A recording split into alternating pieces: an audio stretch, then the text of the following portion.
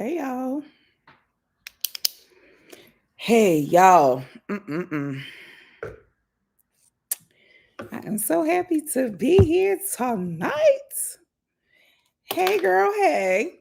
Okay, so tonight, I'm gonna let y'all know what it is.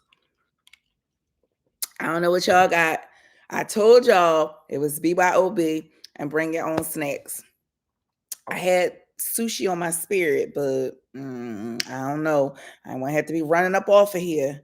So I was like, let me just mind my business and not try to be all extra grown. But yes, honey. How y'all doing? So, y'all, listen. Y'all better be ready to talk about whatever. If y'all want to know something about me, ask me. I'm an open book. Like, is this on the computer screen? Yeah. If I'm an open book, kinda. Don't get too far in my business. But let's have some conversation. Y'all got some personal questions y'all want to ask me about your stuff. Let's talk about it. Y'all want to ask about myths, crazy stuff I've seen, whatever it is. Let's just talk and have some fun tonight. I am so honored. Y'all don't even understand. Like, I got my little balloons up, but they back here on the sofa. It's the little 100. Instagram can see it real good. YouTube, y'all might not be able to see it real good. But let me tell you, I am not a tech savvy person. Girl, who was hanging those balloons up? Who's putting a string to the girl? Not me. I laid them right on the sofa because I'm just as grateful what I'm laying on the sofa is what I'm hanging up. Because not me. Okay. It wasn't about to happen. I love y'all, love y'all down. Y'all don't even understand. Like, I am so grateful. Like, my heart is filled with so much gratitude. I love y'all. I love y'all for loving me. And that's real talk. That's not no BS. That's real talk. Um, and I appreciate y'all for getting me to this 100. I see somebody said they got BV questions. Okay, BV is on the list, girl. We're going to talk about that. How do you prevent group B strep? We're going to talk about that as well. You can't. But we're going to talk about that. And you really don't need to. So we're gonna get into all of that, girl. Throw it at me. What brands are your glasses? These are actually Bottega Veneta. And I'm a little bit salty because I saw them and I was like, yes, they got that Bottega look. Ain't nobody gonna have these. Child, within 2 weeks, Amazon had duped these bad boys. So I be going to Amazon first now, y'all, because these $500 and $600 glasses, they be on Amazon for $15. So don't play yourself. I'm all about like design, different design styles, quality, and stuff like that. But baby, give me an Amazon, okay, for $15 versus a Bottega Veneta for $600. Now it depends. It depends. But these right here, if I could return them without looking, appearing, and being trifling, oh, I would, and get me the little $15 routes. I'm just saying. Thank you so much for loving my products, girl. Girl, actually, when I get off with y'all tonight, I am actually about to go in the lab and start doing some stuff. I have a couple of new products coming turn of the year. So y'all are gonna be, baby, when I tell y'all, yeah, it's gonna be some stuff going down. Yes. All right. How did you study medicine to get where you are today? That's a great question. Okay, so y'all, it is 3 after. Come on in here. And let's get it popping. Like, let's get it cracking because I want to be on with y'all tonight. So let's talk about it. Let me I just want to make sure I'm not missing no questions. Somebody asked about pellets.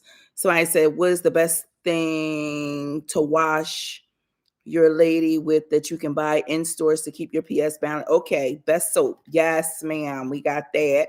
That's easy. Um, yes. When are you going to create a light day panty liner? Okay, we're gonna talk about that. Yeah, girl, Philly all up in the building. Yes. Can't wait. Okay. All right. How do you stop repeated yeast infections? Okay. So keep throwing the questions, right, y'all? Because I'm writing down what I can write down. Because, girl, this brain fog with this menopause is not to be played with. Okay. So I got to write stuff down so I don't forget. Because I'll be like, wait, what was we talking about? Iron versus copper for black people. Girl, I don't know. I do believe it's copper, but what we talking about? Girl, what we talking about? I don't want to put my name on that. And then I'll be like, wait, wait, wait.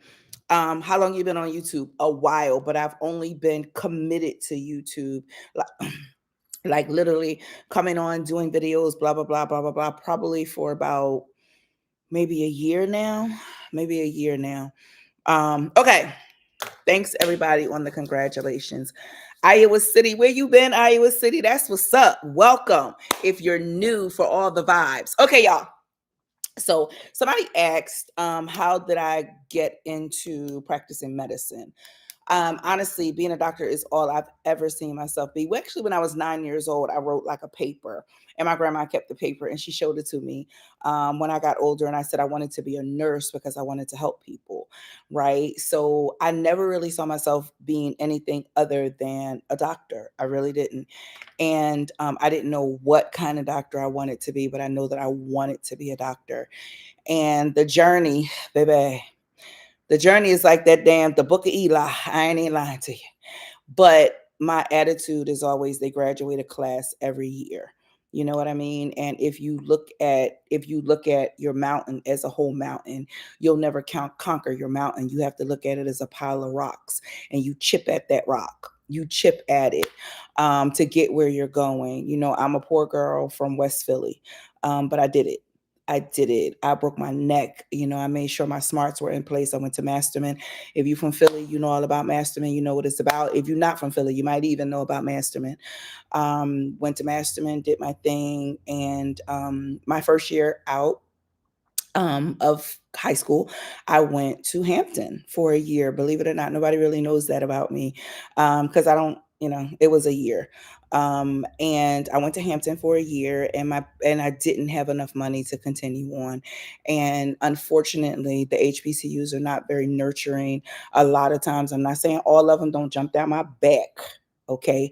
But Hampton was, and Hampton is for rich Black people. They don't want to hear nothing. They don't want to, they don't really want to, if you ain't got no money, they like, wait, what? Okay, stand over there.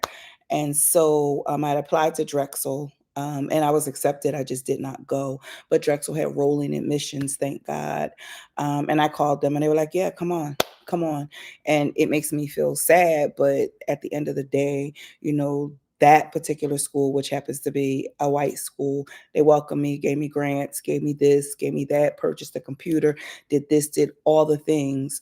And I was able to go and complete my studies. My undergrad degree is in chemistry, which now, because I was like, why the hell would you major in chemistry? Girl, one of the hardest shits in the world. And you trying to get into medical school and you majored in some hard shit, which I tell people never to do. But I just loved chemistry. And my attitude was, if I do not get into medical school, baby, I got to be able to feed myself, because that biology mess ain't going to lead you to nothing but being a lab tech. Shout out to the lab techs. But I'm not, it's bad math to spend $100,000 on a job that's only going to pay you $35,000. That don't make no sense. So that's why I did the chemistry thing, because I'm like, at least I'll be able to get a job as a chemist. I'll make some money and have these people pay for my further degrees. But I did well at Drexel, and I was able to get into medical school, did my residency at Hahnemann in OBGYN. And it's a crazy story on how that found me, because I was like, and this is a shout out to this is not offense to anybody, but I was like, the OBGYN thing, I'm not looking at nobody coochie day in, day out. I am not a lesbian. No, thank you. And it's the one thing that I said I would never do. And when I went into training, right, I was like, so, yeah,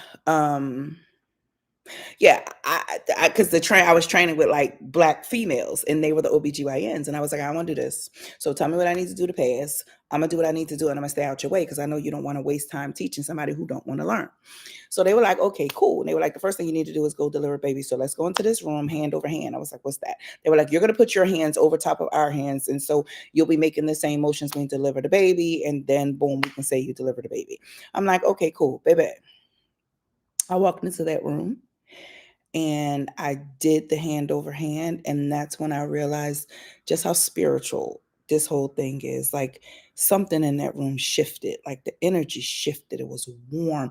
It was different. Something shifted. And I was like, yo, this shit is wild. And then I got interested. I was like, I could do this every day for the rest of my life. And I did. And every delivery was like that, even in situations where, people would come in and have fetal demises and we delivered. It's just, I don't know. It's just something. God is in that room, baby. And if you don't believe, I'm not trying to make you believe.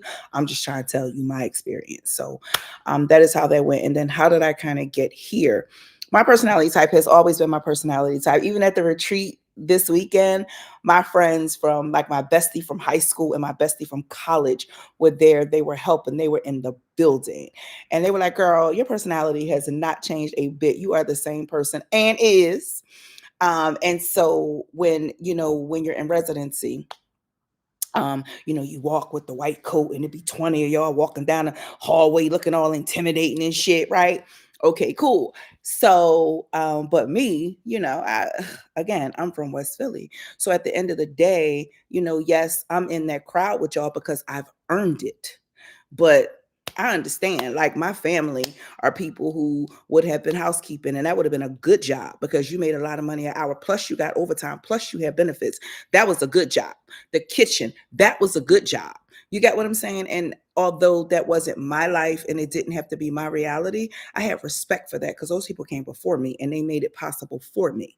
You dig? So, like, I was always, I was in the back of the crowd, standing in the back of the crowd listening. And I would throw up, gang signs to the housekeepers, throw up gang signs to house, and I just realized that I was blessed to be able to do it, but it was to help my people who couldn't do it, right? Who didn't have the opportunities. Even if they had the smarts, they didn't have the opportunity. So I've always been in a space of wanting to help those who can't help themselves, or wanting to help those who are maybe don't have the resources or don't have the information, or whatever the case may be. That's always been my jam, girl. Now, this is nice and cold and delicious, but I'm gonna have to slow down because this is that cut water. Y'all know what they say about that cut water, and I ain't really no drinker. Okay, and this is that lemon drop cut water. So I'm gonna have to slow down and let the ice melt a little bit, cause girl. So yeah, and somebody's like, you always been on your grind because chemistry. Yeah.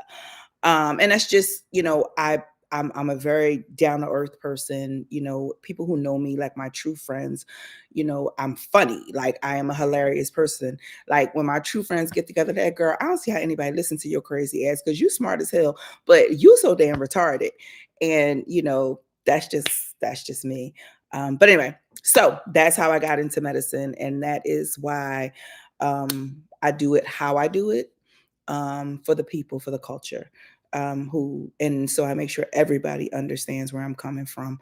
I'm not just a specific, demographic. If you talk to me, I don't care what your education level is, you understand where I'm coming from.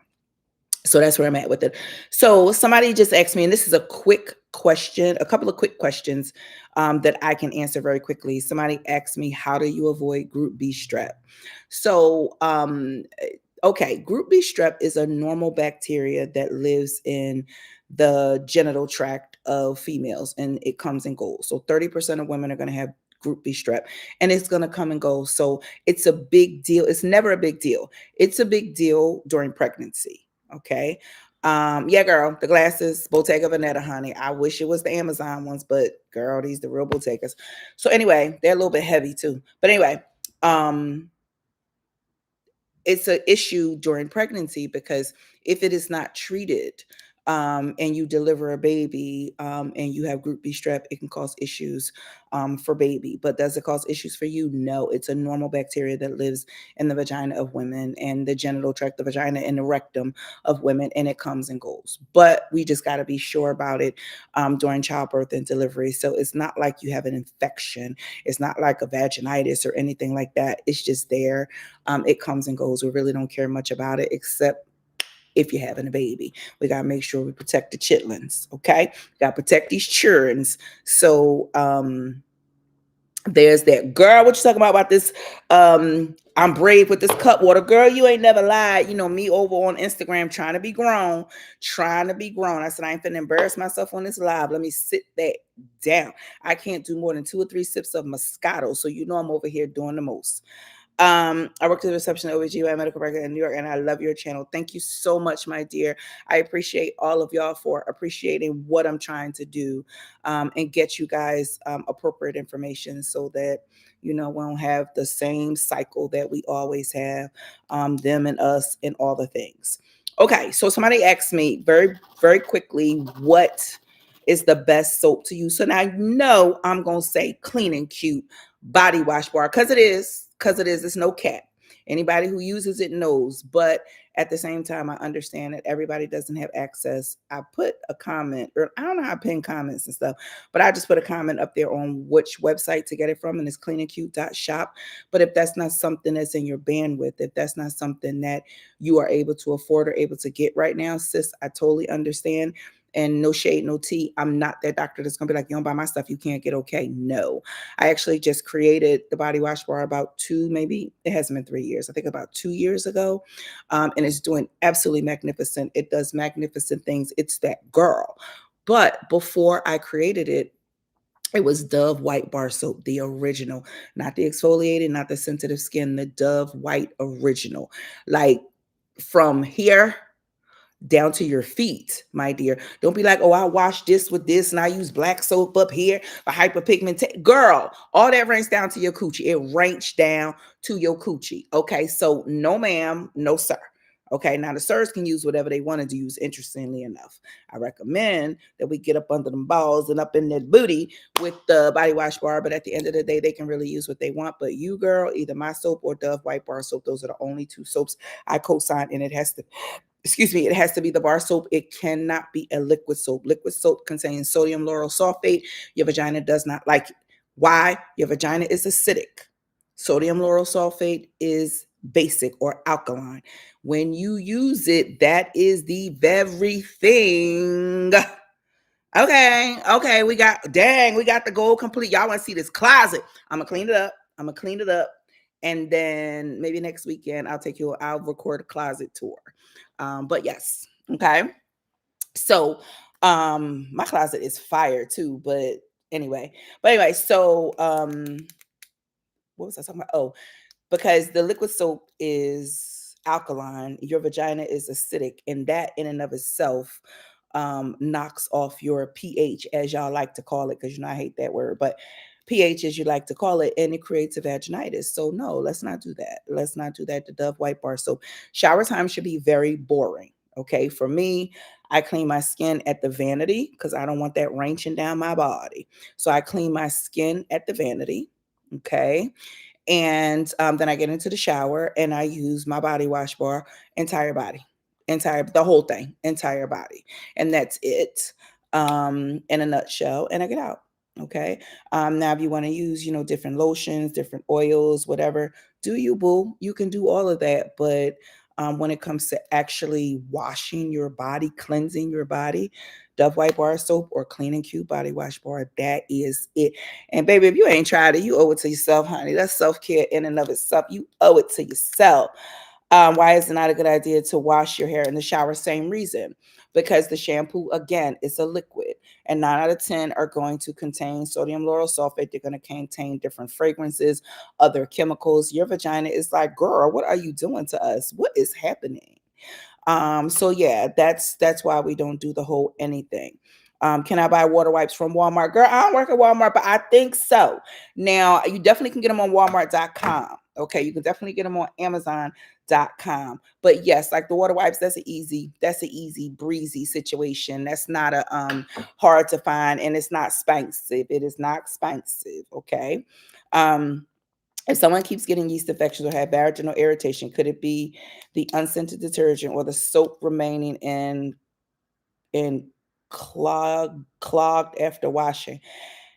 I'm thinking you ran it in clothes. So that's an interesting question, and it's easy to answer, but it has two separate answers. So vaginal irritation and yeast infections are two totally different things. That's why when people come in and be like, I think I got a yeast infection, don't tell me what you think you got. Tell me what your symptoms are. And that's a big mistake that you guys, thank you, girl. I put you onto them water wipes, right? Yes, ma'am. And that's the thing that a mistake that I don't want you guys to make, okay? when you go to the doctor, I think I got this or I think I got that. No, all y'all know is vaginitis. So whenever you smell the smell, you think you got BV. You get a lazy doctor, you get an unskilled doctor. If that's what you think you got, then that's what they're gonna treat you for. They ain't finna go looking for nothing else. So we'll talk about the water wipes, sis.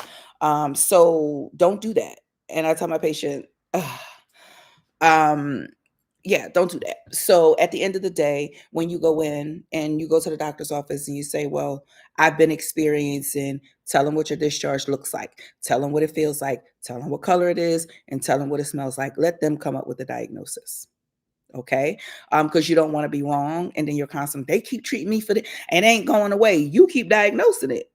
You keep diagnosing it. You misdiagnosing yourself. I don't allow it, but some doctors would and not give a damn. Okay. So there's that. Vaginal irritation can be a bunch of different things. Yes, it can come like from a dermatitis, meaning it could be, and y'all know how I am about my panty wash, making sure the panties are actually clean and this stuff is coming out of the panties. But detergents change their formulas all the time. So something you might have been using for years, now all of a sudden you like, oh, I'm so irritated, but I've been using it for years. They change their formulas all the time. Could it come from that? Yes. On the outside of the vagina is skin. It's all skin. So could it be irritated from that? Yes. Could it be a herpes outbreak? Yes, because all herpes outbreaks are not skin eruptions. Some of them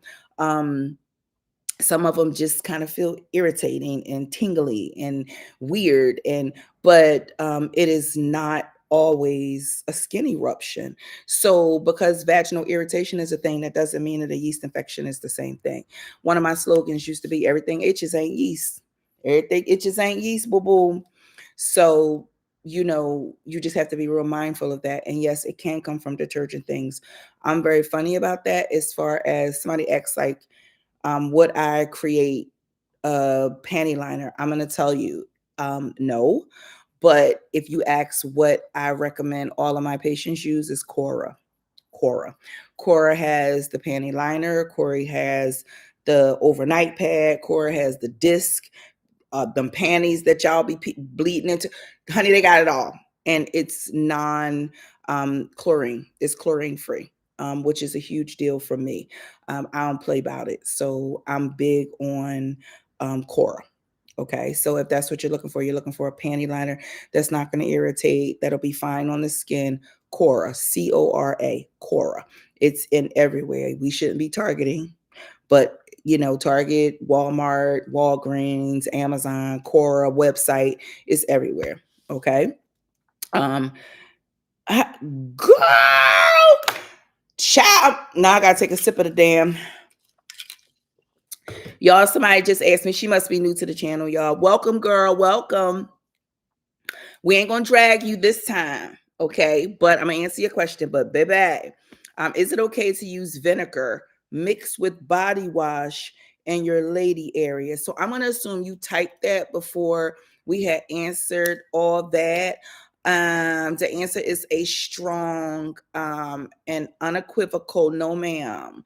I'm gonna need you to back that vinegar up out the bathroom, and the body wash, I'm gonna need you to give that to Charity or go ahead and throw it away. Or a little girl who has not experienced the period yet, she can use the body wash, but not you, not ever.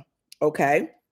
No, ma'am, no, ma'am, no, ma'am. If you have a full hysterectomy, are there any STDs women can't get? Child.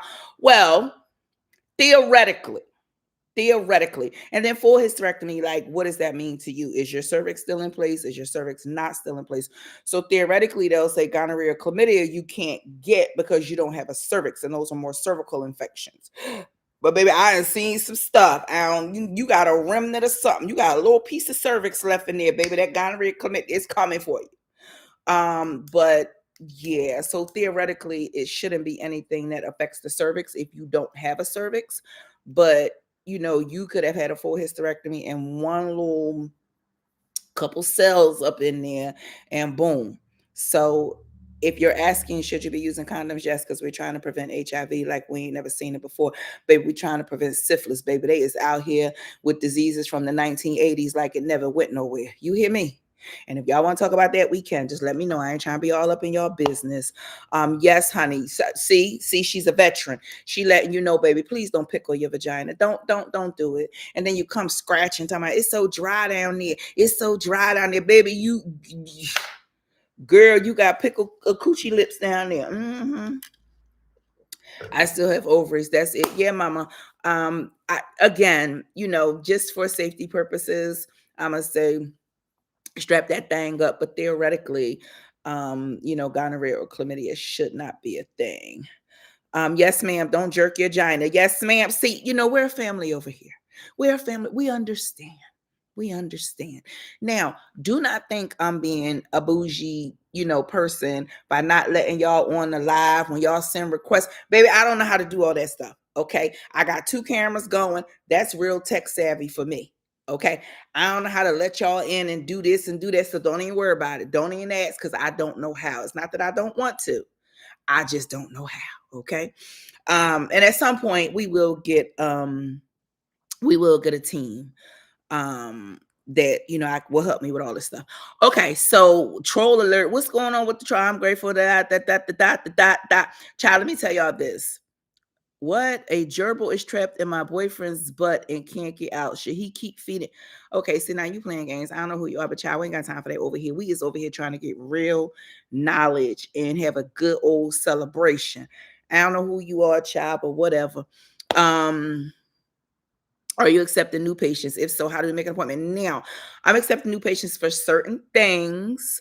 But we're about to make some changes at the office. So I recommend you call the office and get the whole scoop, because I'm going to tell you nothing and it don't be true.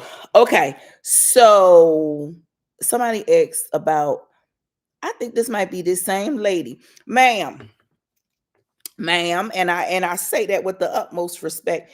It sound like you got a lot of stuff in your pantry that you can't use, and I know you want specifics. So that's it. Can you use Dial antibacterial white bar on the lady parts, or will it mess with the pH? It will. So let me just give you my rules, because again, I can't assume that you're familiar with the rules. And everybody who's new here, welcome. We love to have you. We love y'all over these parts. Okay, so here it is. Never shampoo your hair in the shower. Never use liquid soap for any reason, no matter what it is. I don't care if it's made with the tears of sweet baby Jesus. If it is a liquid soap, no, ma'am, you cannot do it. Okay. No perfume soap, no deodorant soap, no antibacterial soap, no Summer's Eve, no Vagisil. And thank God B sold the company. So now I can be honest. No honey pot. Okay. No baby wipes. You can use water wipes. The difference in water wipes and baby wipes is that, one, you're not a baby. 2, it has like little soapy, detergent-y stuff down it. We don't want to use any of that. We don't want to use any of that. Water wipes are water and aloe vera. Okay. Now, if you do something in that bathroom that toilet paper and water and aloe vera can't handle, girl, go home and get in the shower, because I don't even know. I don't know what happened up in there, and I'm not one to judge. Okay. But go home and get in the shower. Like, don't spend the rest of the day out, because toilet paper and water wipes should help you out. Okay. All right. Now, okay, so I wanted to ask you, hey, from Indiana, I tried to schedule online, but oh no, you can't schedule online, baby.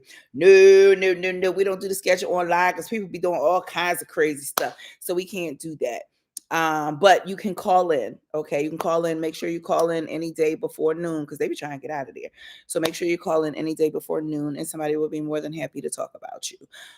Talk to you and not talk about you, seriously. Basic rate of pay. Now, I want to ask y'all a question, because one year I did a Dr. Tasha After Dark live. This was a long time ago. This was like in 20, maybe 14. And this is when Derek Jackson was just blowing up. And Derek Jackson was my guest on the Dr. Tasha Live. Baby, we was having a good time. We dragged him. Baby, not dragged him, but we got all into the discussion, honey. We had a twerk contest. It was some lady there teaching everybody how to do blowjobs, baby. It was a time. You hear me? And I would love to do another one because it was so fun. I just wouldn't know what city to come to. I get a lot of support in New York. I get a lot of support in Texas. I don't know. I wouldn't know which city to come to. But it will be a time because y'all know I don't play. I bring the food, I bring the drinks, and I bring the vibes, honey. And we will go all in. So I'm thinking about something like that maybe in the summertime when the weather is good and people can drive, or we don't have to worry about, bad weather or anything like that. So certainly it is a consideration not only to bring, Dr. Tasha After Dark, but Dr. Tasha After Dark live. I had to get this retreat together, girl, which was bussin'. If you don't know, I'm waiting for the producer to put together all the clips, put everything together so I can just post it. But it was freaking amazing, y'all.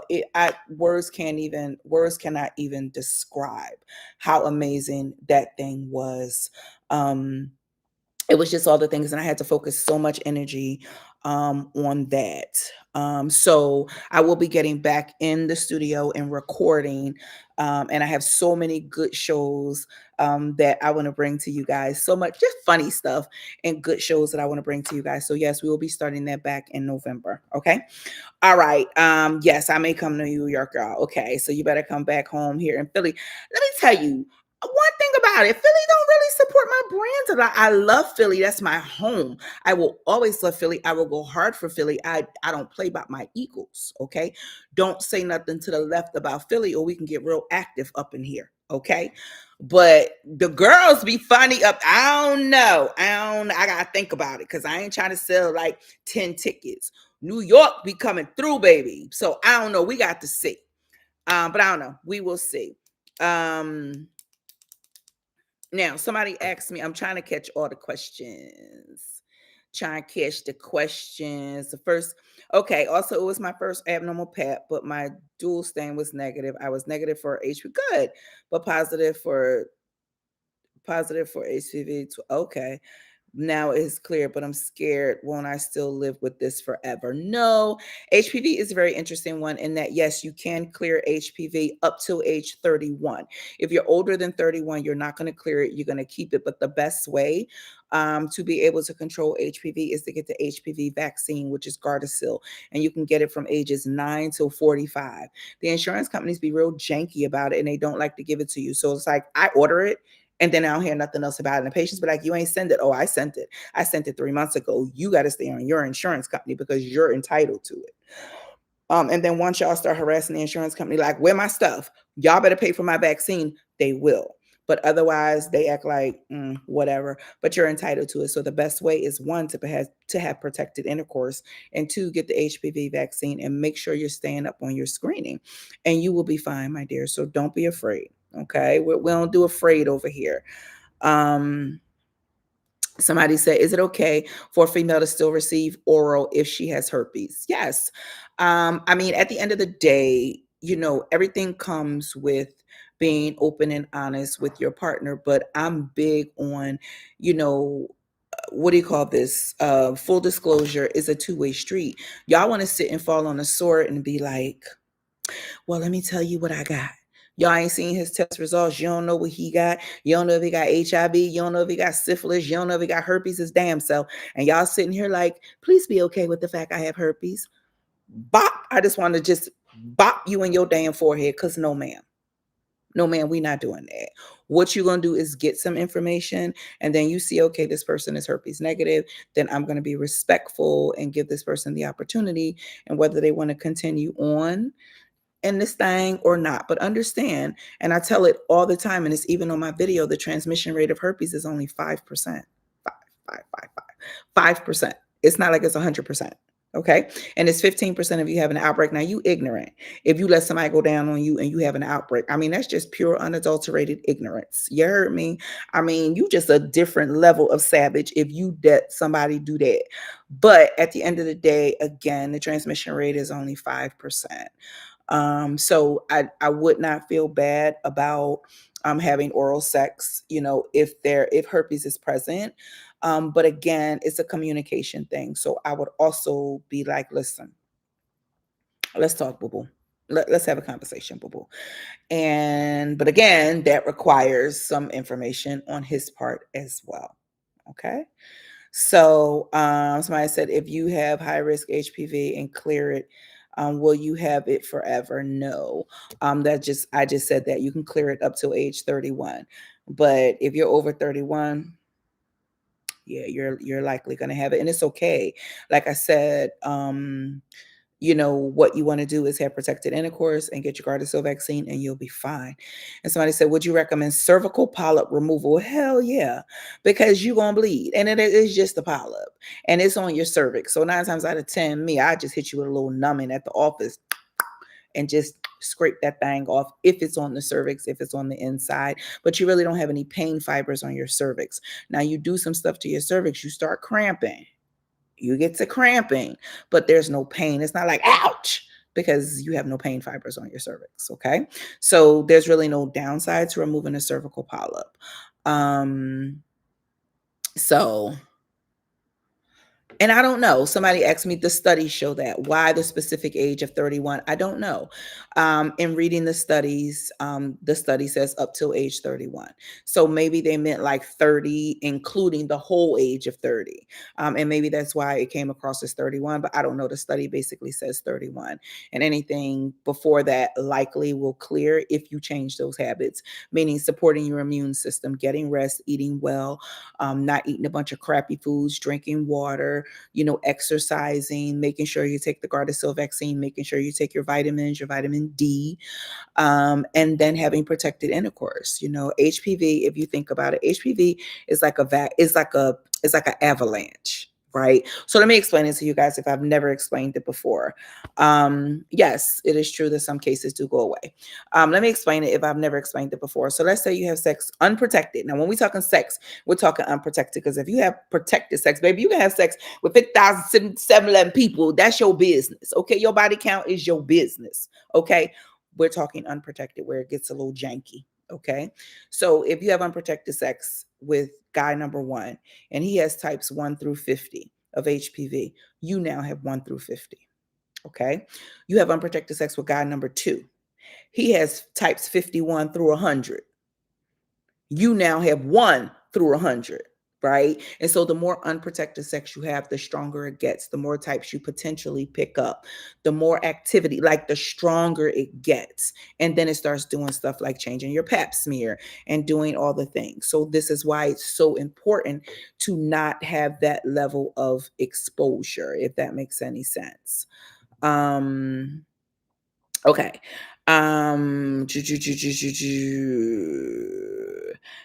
She said, I'm the same lady. That's why I'm asking, so I can fix my issues with my pH balance.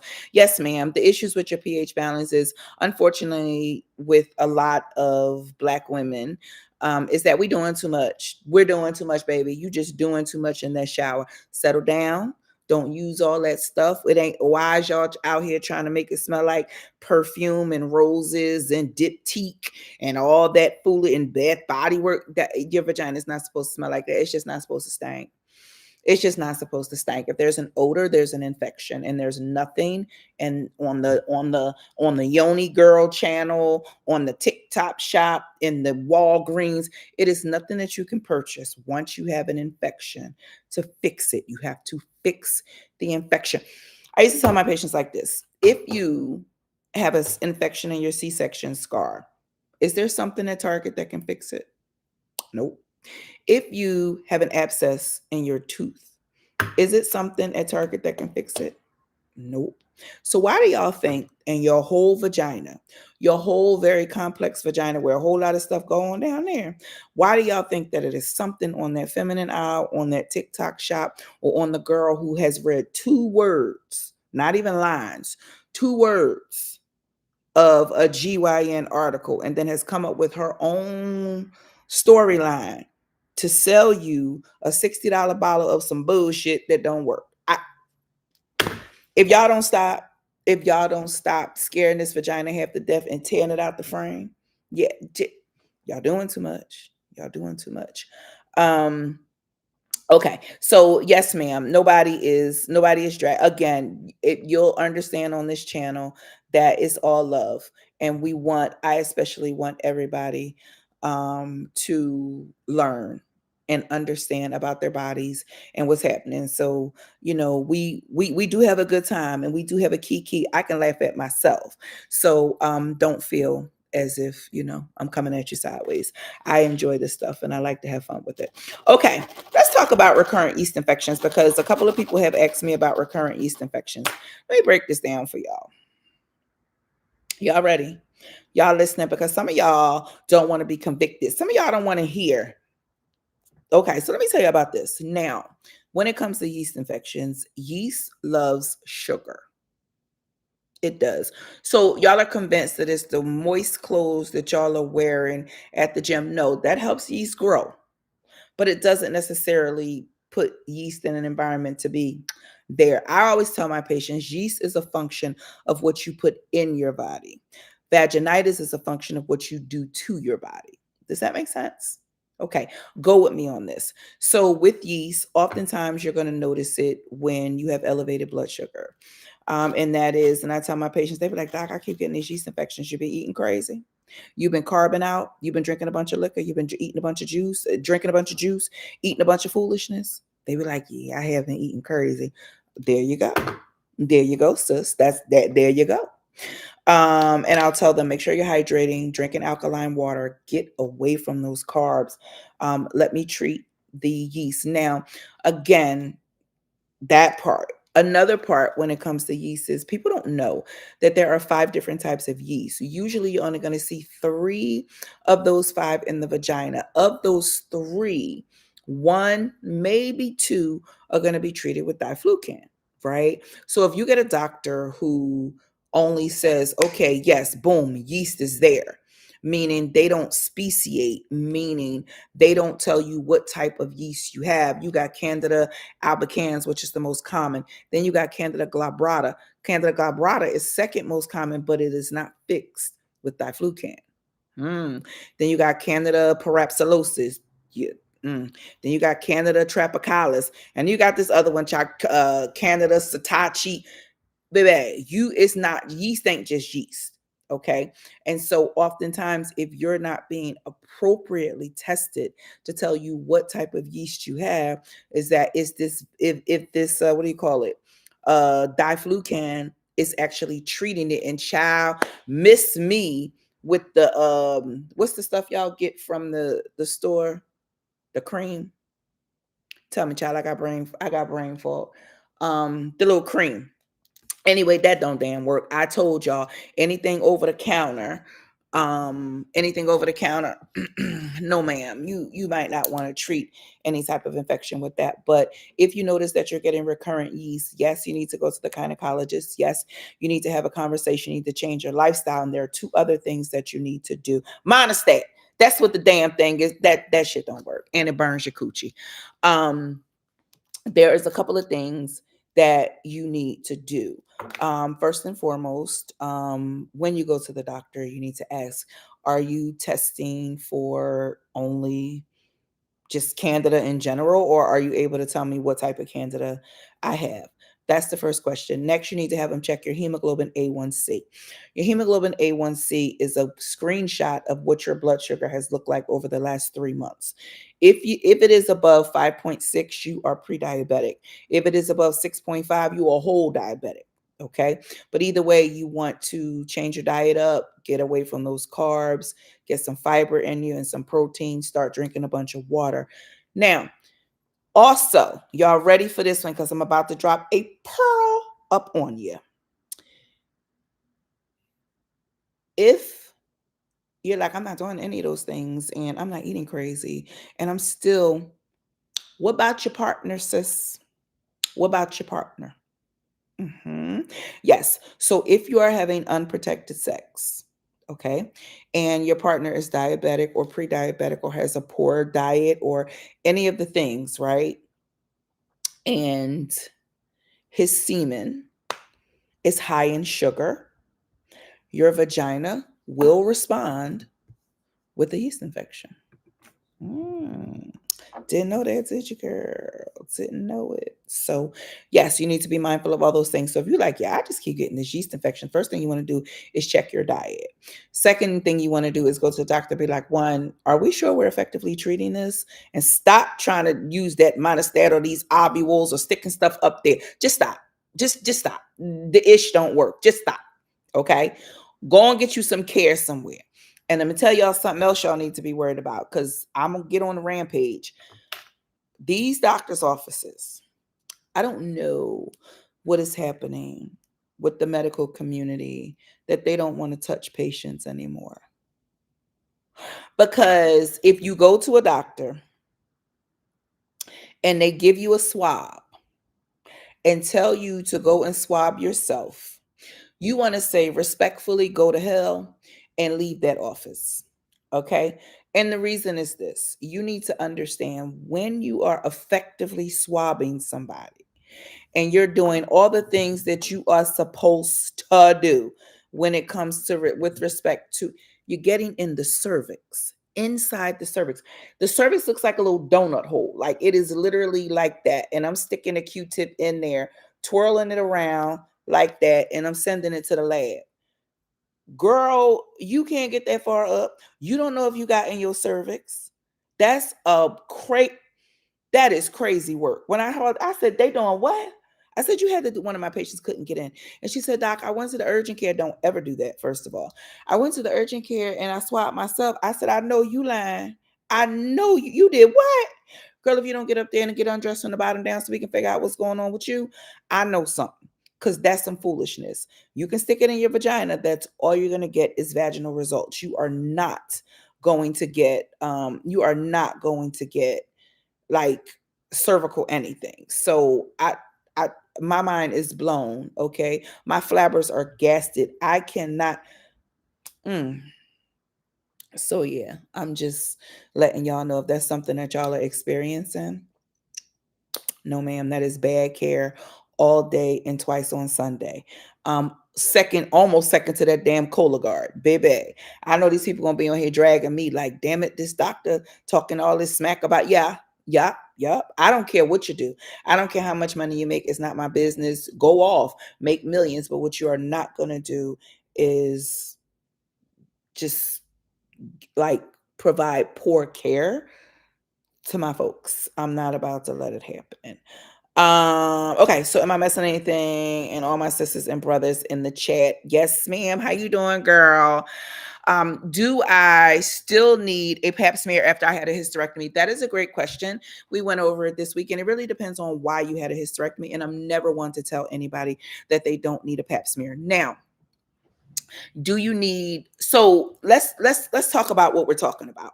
Let's make a thing make sense. Okay, so first of all, when we talk about a pap smear is a cancer screen.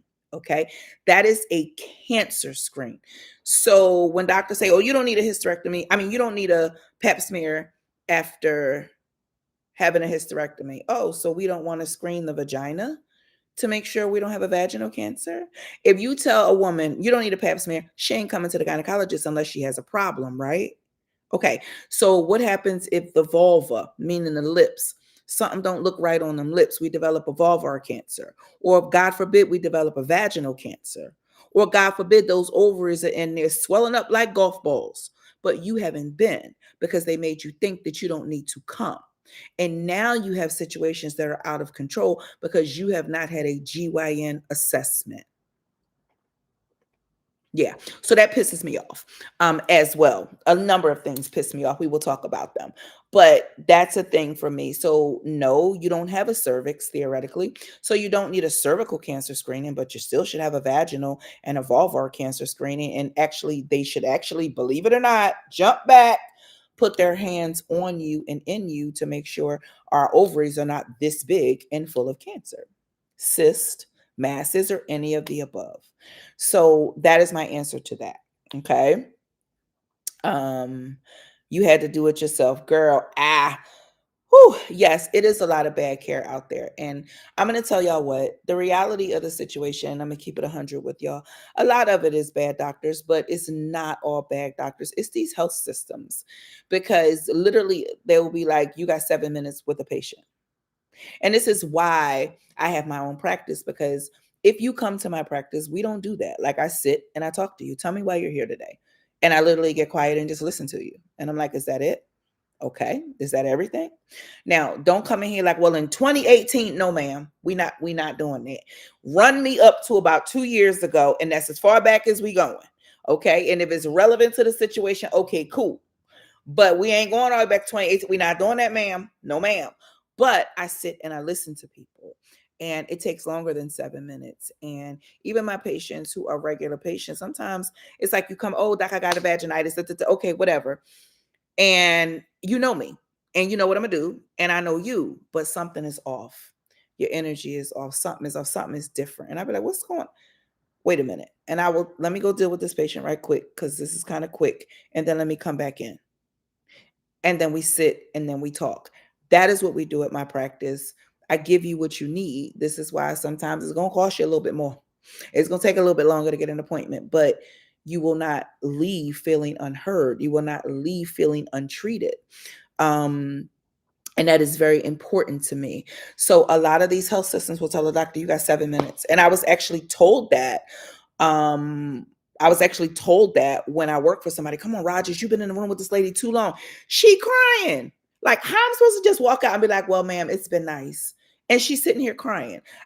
What am I supposed to do? Like, I don't even know how to exit when somebody is crying. Like, what are we talking about here? And that's when I realized, like, I just got to do this thing myself the way I want to do it. And that's why. But so yes, it is a lot of bad medicine, but it's for a lot of different reasons. Can your medicine cause vaginal or perineal odor? um I don't know what medicine.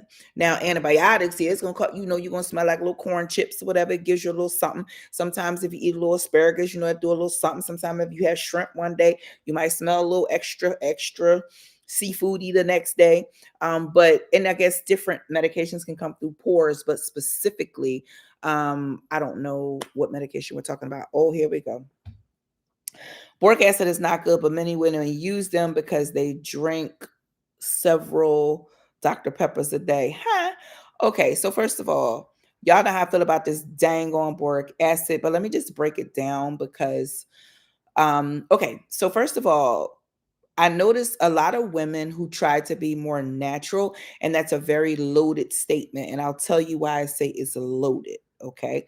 But women who try to be more natural will use things like boric acid. But you do realize that boric acid is a pesticide, right? Like a whole ass pesticide. And when you put a pesticide, when you put anything directly into your vagina, it goes directly into your bloodstream. So you're literally like having a pesticide in your bloodstream. How dangerous is that? And especially over time. Why it seems like people say my boric acid works. I've been using it for a long time. Well, if it worked, why are you still using it? It should have fixed the problem and we should be going on about our business. But if it works, sis, why are you still using it? I mean, I'm not judging. I'm just curious. Okay. What boric acid does is this. Did back in the day, and you guys may not be old enough to remember this, but back in the day, boric acid, our grandparents used to put it around the baseboards and stuff like that to kill the roaches. And it would take the mice under too, but to kill the roaches. And when roaches eat boric acid, it's like shards of glass in their throat. What is going on in your coochie that you need something that literally an atomic bomb can go off and roaches can withstand that, but it can't withstand boric acid? I need answers, sis. I need answer, because if it's that man, baby, that ain't the work of the Lord. You need to walk away from that, because what is going on? Okay, first and foremost. Now, what boric acid does is it kills, we heard lactobacilli. And then, so yes, when somebody asks me about a vaginal microbiome, your vaginal microbiome, it's a fancy word and people are jumping on it now because it's making y'all buy stuff. But the vaginal microbiome is just everything that is happening in the vagina. You have good bugs, you have bad bugs. Okay. And the microbiome is just all of them. So when I test, yes, I do test the entire vaginal microbiome, and that means that I'm checking the 7 types of vaginitis. There's about maybe, I don't even know. I never even pay attention to it, but maybe 8 or 10 different types of lactobacilli. There are 2 types of cervical infections, 3 STDs, 5 different types of yeast. Yeah, we getting all up in your business over at Atlanta Premier. But what boric acid does is, what lactobacilli does is lactobacilli kills or controls the things that cause vaginitis, right? Well, boric acid kills everything. It comes in with a sledgehammer. It comes in with a switch. Okay, it's like an AK with a switch. Boom, boom. Like it's knocking everything out. The lactobacilla, the BV, baby. If it's down there, it's knocking it out. So this is why you guys feel like, oh, it works, it works, it works, but it knocked out the good stuff. And when you knock out the good stuff, it's damn near impossible to get it back.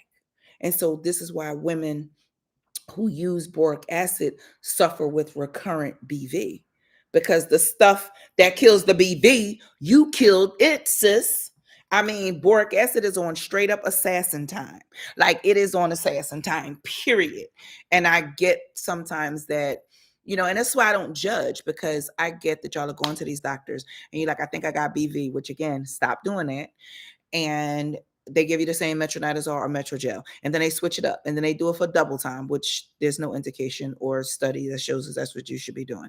And then they give it again, and then they get all creative with it, and then they tell you to take probiotics, which, by the way, vaginal probiotics is a whole lie. Don't get me started on that, okay?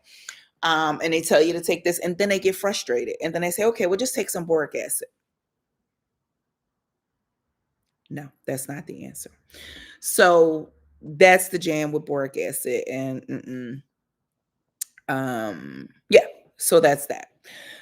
What did somebody say? When I was growing up, they used to use boric acid to kill. Yes, yes, yup. And that red and yellow bottle with the little squirt thing. Yeah, we ain't fronting over here. Now I don't know how. I was blessed when I was growing up. We didn't have roaches, what my grandmama did. My grandma, and you better not say nothing. You bet not say nothing.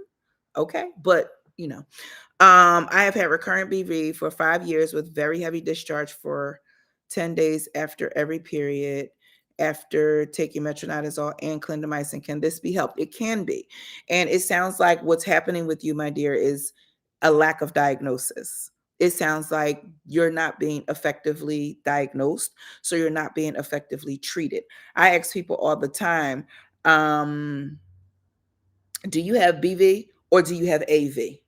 And everybody clutches their pearls. I mean, me, I clutch my Cartier, but everybody clutches their pearls like, wait, what? What is AV? What? Right. So the thing is that you need to be being appropriately tested. And if you're being appropriately tested, they're testing the entire microbiome, my dear, and it's coming back with nothing, nothing, nothing. If it's coming back with something, you need to change your habits and you need to start looking at your partner. BV is not sexually transmitted. But it is sexually associated. Yes, it is. So if your partner has a bad diet, don't drink no water. Always eating a bunch of Takis, drinking sodas, just not eating full meals. We'll eat the chicken, won't eat the vegetables. Well, I don't know, just bad eating. Then he could affect you if he just has medical problems that are either not diagnosed or either he's on medication and don't want to tell you, or whatever the case, that can affect your vagina.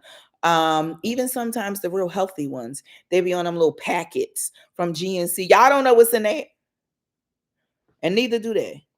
And sometimes that can, jack you up as well. So if you notice, like, I'm changing my hygiene, doc, I'm not doing this, I'm not doing that, I'm not doing the third thing, and I'm still having this problem, then it's actually worth having a conversation. It's especially worth having a conversation with your partner.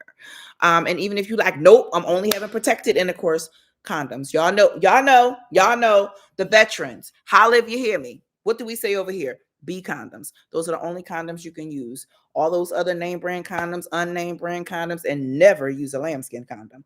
But all those other condoms, they all have naloxone 9, which is a generic lubricant, but it bothers the vagina, it irritates it, it swells it, it makes it feel all bust up. And he be like, yeah, I beat that thing up. No, you didn't, sir. Sir, have a seat. Sit right on down, right over here. You ain't beating nothing up. Have a seat. Okay. It is the lubricant that makes the vagina feel swollen and just miserable. So B condoms does not have naloxone 9, and enjoy. It does not cause vaginitis. So if you change the condoms or you change the hygiene routine, you're not doing all the things. You've been treated effectively, because y'all know I rocks with clindamycin. The only way you get some metronidazole from me is if you got trichomonas. Okay, trichomonas. That's ebonically for trick. But otherwise, it's clindamycin over here because it kills all 7 types of vaginitis. It kills all the types, and it does not kill the lactobacilli. Period. So if you've done all the things, you've gotten the appropriate treatment, and you still have the issue, you need to talk to that man. And y'all be scared. Y'all just want y'all coochies perfect for him, but y'all don't have no questions for him. And he's the one causing the problem. He's the drama, as Cardi B likes to say. He's the drama. Okay. But again, whatevs. So there is that thing when it comes to vaginitis. Okay. All right. I've been told the same thing. Guess we're lucky. How do you deal with stress sweat, especially in the groin? That's a great question. Well, I don't necessarily.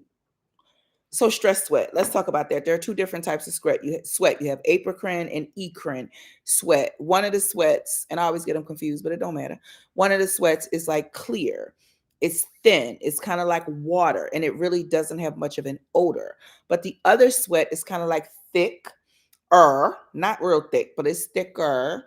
Has a little bit of a strong odor, is associated with stress and menopause and all the different things. And so the best thing that I can tell you again is treat the underlying problem. Make sure that you have a good diet. Make sure you're on vitamins and vitamin D. Y'all know I don't play by my vitamin D. If you don't actually like vitamin capsules, please don't eat them damn gummies. Y'all are grown. Okay, y'all are grown. If you can't swallow a pill, that's fine. Get you a liquid vitamin. I don't have no problems with pills, but I just wanted to try a liquid vitamin because what I'm not going to do is take a pill every day, and it's to my detriment. So I just try everything that will make me be compliant. I just got this Mary Ruth's liquid vitamin. I'm not campaigning for it. I don't know. It's still on my island. I haven't had my first tablespoon yet. They say it's supposed to be real good. We're going to see. Baby, I had the ritual vitamins. I like the ritual vitamins. They made me feel like I was on, like, I don't know. I was like, am I getting high? Like, am I on that stuff? Like, what is actually happening? Because baby, I was like, zip, zip, zip. Baby, them ritual vitamins will have you up. Okay. But I did feel like, and I'm always going to miss something, but I did feel like when I missed the pill or I missed a couple of days, I felt like I crashed. No, I'm not. I don't have time to crash. I don't have time to be crashing. I'd rather be here. And no, man, we'll do D3 with K2 over here. We do vitamin D2 over here. But anyway, I'd rather be here than be up here and then crash. I ain't got that kind of time. I got stuff to do. Okay, so but yes, so make sure you're doing that. So clindamycin don't kill the bad bacteria. That's not what I said. I said clindamycin don't kill the good bacteria. The only thing that kills all the bad bacteria is the clindamycin. 24 bars of Dove Original. It smells so good. See, yes. I mean, listen, y'all ain't got to have all that perfumery stuff on in the shower to smell good. Guess what smells good? Cleanliness. I mean, again, not judging over here. So gummies are sugar. Yes, they are. People think gummies are the second coming. I don't know why. Honey. Them gummies is 90% sugar, 2% whatever it is you looking for. Now, listen, y'all ain't finna attack me over this D3 and K2. Go ahead and take it. I'd rather y'all take the D3 and K2 than not take any at all. Listen, do you, boo. Get your D3 and K2. Yes, go ahead and do your D3 with K2. I'm a D2 girl. Okay. I do D2, which is 50,000 units once a week. It is by prescription. Y'all doctors, I don't know what's be going on with y'all damn doctors who don't be wanting to give y'all the prescription for the D2. I take it year round. Okay. We're melanated. We're not going to get in as much as we need, even in the summertime. So I take D2 once a week consistently throughout the year. I give it to my patients once a week consistently throughout the year. And the recommended is really interesting because the recommended range is from 30 to 100, right? But vitamin D is not actually working in your favor to kill disease until it's up around 70. When you like 30, 35, your doctor be like, I ain't giving you none because you don't need none, baby. That 35 is going, that 30, 35 is going to drop. And you will be 16 or 17 in about a month or two. Okay, feeling tired. Because I don't know, black people always be like, I'm so tired, I need some iron. Why y'all all think y'all need iron? What is going on in our community that ain't nobody got no damn iron? And I promise you it ain't iron. 9 times out of 10, it's vitamin D. But anyway, I love vitamin D too, like I said, but I think it just increases compliance. If you have to take something once a week, that's going to be far better. And you're likely to take it once a week versus having to take something every day. Nothing is wrong with D3 and K2. They say you need the K2 to break down the D3. Listen, it is what it is. My attitude is as long as you're taking one of them. 82% of African Americans are deficient in vitamin D. And did you know that if you are deficient in vitamin D, not only does it increase your risk of obesity, it increases your risk of depression, it increases your risk of stroke, heart attack, all cancers, autoimmune disorders like lupus, and all the things. Okay. Um, so it is extremely important that if you don't take nothing, you take that vitamin D. Okay. Yeah, so that's it. Yes, it's because of the high dose, my dear. Um, well, thank you, Miss Melissa, because they be trying to act like I don't know when I was talking about my vitamin D. I don't play about that girl. Yes, yes, yes. I'm a melanated 51-year-old female. Hello, Dr. Tasha. With heavy periods, what to do about heavy periods, like working out, B12 shots, or diet changes. Now y'all done touched on the real soft part. Now it sounds like I got an attitude about everything, but I really don't, right? um B12 injections, I really have a sensitivity when people talk about B12 injections because um okay, let me just give you the medicine, because if I get my commentary, we'll be here all night. Now, here's the thing. In D2 is 50,000 units. If you're on 5,000 units, sweetie, that's D3. Um, so here's the thing. When it comes to B12, B12 is not something that the average person is going to be deficient in. Okay. If you are deficient in B12, it is people who have had weight loss surgery, and different things like that, because the part of the small intestine that makes the B12, we bypass that part. And it's people who have had gastric bypass, not the gastric sleeve. Okay, because we bypass that part of the small intestine, that makes the B12. And that's why we have a B12 deficiency. But the average person is not going to have a B12 deficiency. And again, we have been hyped up to think that B12 is going to increase our metabolism and B12 is going to make us lose weight. But let me tell you something. If you are getting a B12 injection and you do not need it, that does not come without complication and without issue. Okay. And I really, really counsel on that in my practice. So let's be very clear that if you do not need B12 because of B12 deficiency, do not go injecting yourself with B12 or letting anybody else inject you. And and a lot of people like to get it because they feel like, oh, the B12, and it's a placebo effect. Oh, the B12 makes me do this and it makes me do that. Okay, I'm not willing to argue the point, but if you don't need it, it is not without consequence. Also, when it comes to heavy periods, why are we having heavy periods? Heavy periods are not just like, oh, I just have heavy periods. No, there's a reason for it. Do we have fibroids? Do we have adenomyosis? Do we have a bleeding disorder? You need to get a diagnosis as to why we're having heavy periods and deal with it accordingly. Also, when it comes to heavy periods, one thing that I am big, big, big on is controlling processed foods in your diet, controlling the level of inflammation in your body. So certainly working out, but making sure you're hydrating well, making sure you're staying away from carbohydrates. Mostly it's going to be, and I kind of push with certain instances, the Mediterranean diet, low carbs, high protein, not high fat, high protein, is a huge thing. But if you're drinking water, you're getting rid of that inflammation in your body. You're getting rid of that processed food. Because people are like, I go to the gym and I got this problem and I got that problem. But you go to Chick-fil-A for 3 meals out of 4. Like, you're going to have the problem. So don't talk about what you can do natural, but everything else you do is processed, because you're going to have to miss me with that conversation. But not saying that that's you, sis, but I'm just saying, yes, working out, but eating right and getting an accurate diagnosis as to why you're having heavy periods. Okay. So, no, the 50,000, once again, is not over the counter. The 50,000 I use once a week is by prescription. Okay.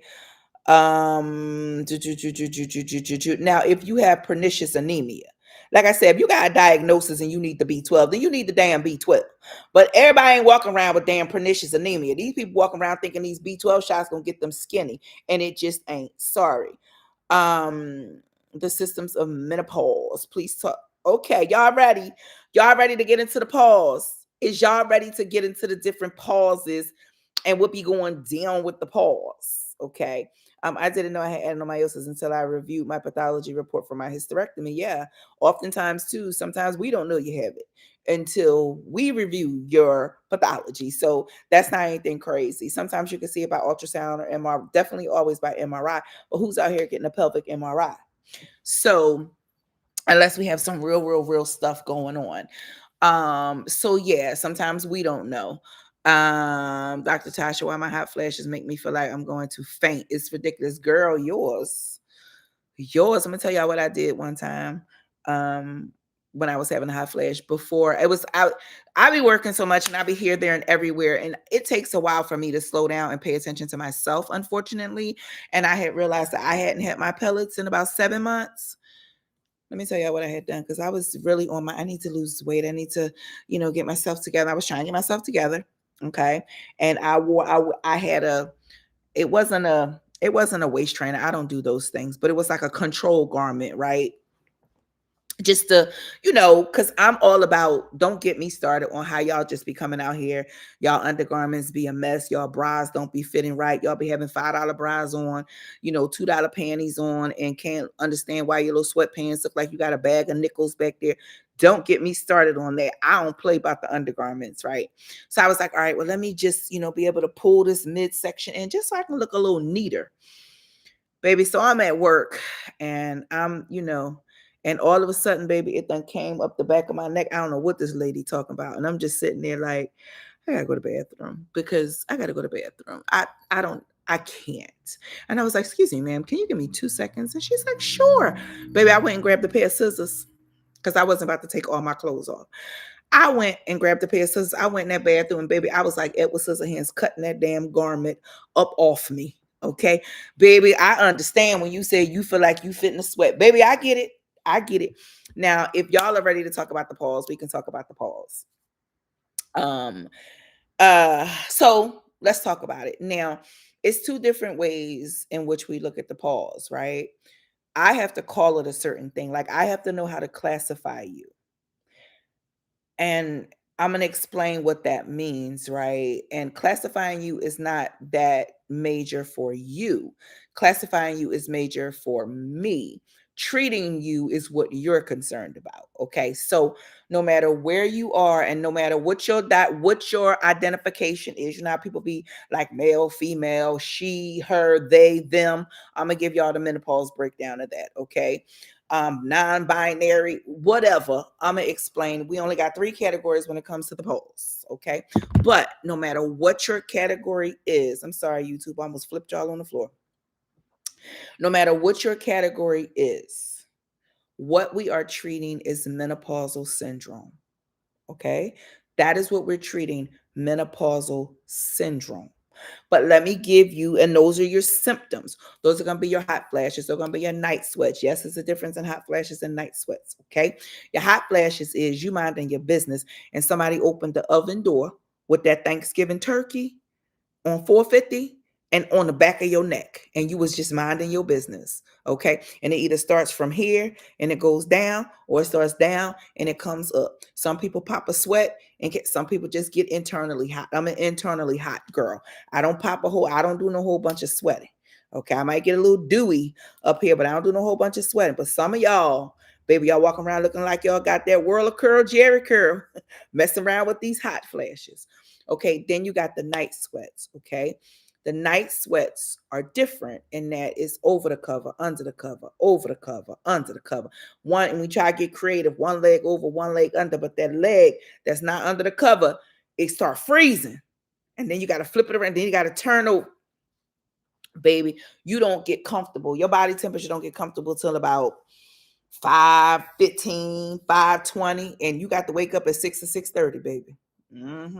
So now you're tired, but you like, am I tired because of the menopause? Am I tired because I ain't sleeping because I can't get this temperature right?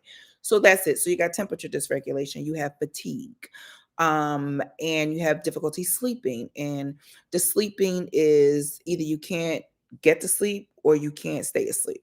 So difficulty falling asleep or difficulty staying asleep, and you don't necessarily get into that deep, comfortable sleep anyway, right? So then you like, well, am I moody because I'm tired? Like it's always a reason, it's always a justification. And then moody. Now, I'm funny with moody because I don't want some of y'all to be like, well, no, I ain't moody. I don't have that symptom. Hold on. Let's identify what we talking about when we talking about moody, because y'all be moody. And it's basically just not giving people grace.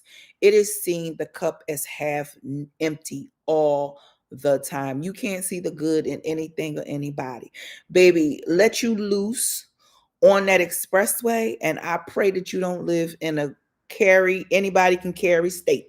Okay. Because somebody might catch heat, okay, for switching lanes up in front of you without that turn signal. So it's one of those, you not walking in the house like, ah, but it's like you ain't giving nobody no grace. Like, I say it like one of your girlfriends call you, be like, girl, let me tell you what she did. And you be like, yeah, she like that. She probably did do that. She meant it. She ain't mean no good. Rather than be like, well, hold on. Because you don't even know. You don't know where she was coming from. You don't know what she heard on her side. You don't know. You just don't know. So I would recommend having a conversation with her and getting to the bottom of it and just seeing where she was coming from before you decide how you feel. Yeah, that's giving people grace. You don't have that. You don't have that capacity. You don't have that. You want to run these hands. You don't have it. Okay, not with your friends, not with your man, especially not with your man. And let's get to that. So what we also have is a low libido. You do not want to have sex. You don't care if you are never touched. You want to come home from work, put some comfortable pajamas on, and sit on the sofa with a glass of wine. And when he comes near you, him breathing alone makes you want to jump out your skin and rip his nostrils off. Yeah, that's about right. That's about right. Y'all know I had this patient. Seriously. It was hilarious. I was like, you do what? But I can't let they know me. So I can do a little bit of something, but I can't really be like, girl, what is going on? She was like, I can't take it. Like, I got a hiding place in my closet. I got snacks back there. I got my earphones back there. So when I know he come home from work, I make sure his food is cooked on the crock pot. He got a cold beer in the freezer. He got some cold water. And then I go in my closet and hide for a while. And I have my earphones back there. I got my snacks. So he don't be knowing I'm back there, because I don't want him coming home from work and want to do it because I ain't in that place. I gotta psych myself up. Girl, why is you hiding in the closet from this man? Girl, let's get some pellets up in you real fast. So you have that, just a decreased desire to have sex, vaginal dryness. I tell people, it takes longer to get cranked up and you don't get as cranked up. It's like cranking up a 1975 deuce and a quarter. It's going to turn over eventually. Okay. But it ain't going to be quick and it ain't going to be rum, rum, rum. No, it's okay. So same thing. All right. Weight gain. Okay. We tend to have more truncal obesity. And truncal means around the midsection. And that is because our metabolism changes and it shifts. Right. So now we're more insulin resistant, and a lot of us are actually pre-diabetic, and now we're insulin resistant. So with that being said, people say everything I did, I used to do, I can't lose no weight because your metabolism has shifted. So when you're insulin resistant, you cannot lift weights. You have to stay below 10 pounds or you will gain weight. I said it. I'm going to sit for a minute while y'all just invest in that. Okay. So if you are, and I am a part of this club, so please don't be offended. If you are a new onset big back, or if you are a big back in general, and you are part of the Big Back Club. Okay. And I'm not by any stretch of the imagination the president of the club. I'm not even one of the managing directors, but I am a member. Okay. And if you are in the club with us, and you may or may not come to meetings, But the reality of the situation is if you are lifting weights, you are making your situation worse. And I tell people all the time, let me guess, because I deal with metabolism management. Yes, the girl is certified in obesity medicine. Um, because what had happened was what I'm not gonna do is just hand somebody some shots. That's why all these people look like they died 3 weeks ago. That's why all these people look like tails from the crypt, because they are malnourished, because people giving them medications don't know what they're doing. But I'm gonna get back to it. So the reality of the situation is, I tell people all the time, let me guess, you got a trainer. You lost a little bit of weight for about a month or so. And then you slowed down, you stopped losing weight. You may have even started gaining weight. And then you said something to your trainer, and your trainer started arguing with you and say, you're cheating with the meal plan. And you're like, I'm not cheating with the meal plan. You're like, well, everybody else is losing weight. And and it turned into a push-pull. You got discouraged. You tired of spending money. You tired of eating that boiled chicken and damn broccoli they make, and steamed broccoli they make you eat. You ain't lost the pound. You like, child, I wasn't going to lose no weight. I could have kept eating good. And now you're not with the trainer again. That's what happened, right? Yes, that's what happens to most people. So those are the things. But that is menopausal syndrome, right? That is menopausal syndrome. That can happen at any point. The average age of menopause is 51, but a lot of women start developing menopausal syndrome in their early 40s. And here is how you identify with who you are. Because people like, I think I got Perry. I think I got this. Let me tell you who you are. Okay. If you have irregular periods, or if you have irregular periods, either way, if you have not been without a period for a year, even if you ain't seen your period in 10 months, perimenopausal. If you have not seen your period in 11 months, perimenopausal. If you have not seen your period in 360 days, perimenopausal. If you have not seen your period in 366 days, menopause. Got it? So the day that you have been without a period for 1 year, and menopause is actually an anniversary day, it's only one day. So all the abnormal bleeding, all the abnormal periods, all the skipping and all the back and forth, that is all perimenopause. That is your identification, sis. You are peri. And this is why it's important to keep track of when your last period was. Write that thing down. You ain't going to remember, I promise you. And it's important. Why? So once you hit that one anniversary day, you like, damn, I had my period June 10th of last year. June 10th of this year, that is your menopause date. That is the date you went into menopause, right?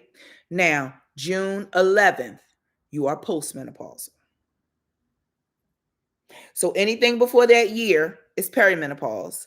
You hit that year, that day is menopause. Anything after that day is postmenopause. Get it? Okay. Now, why is it important?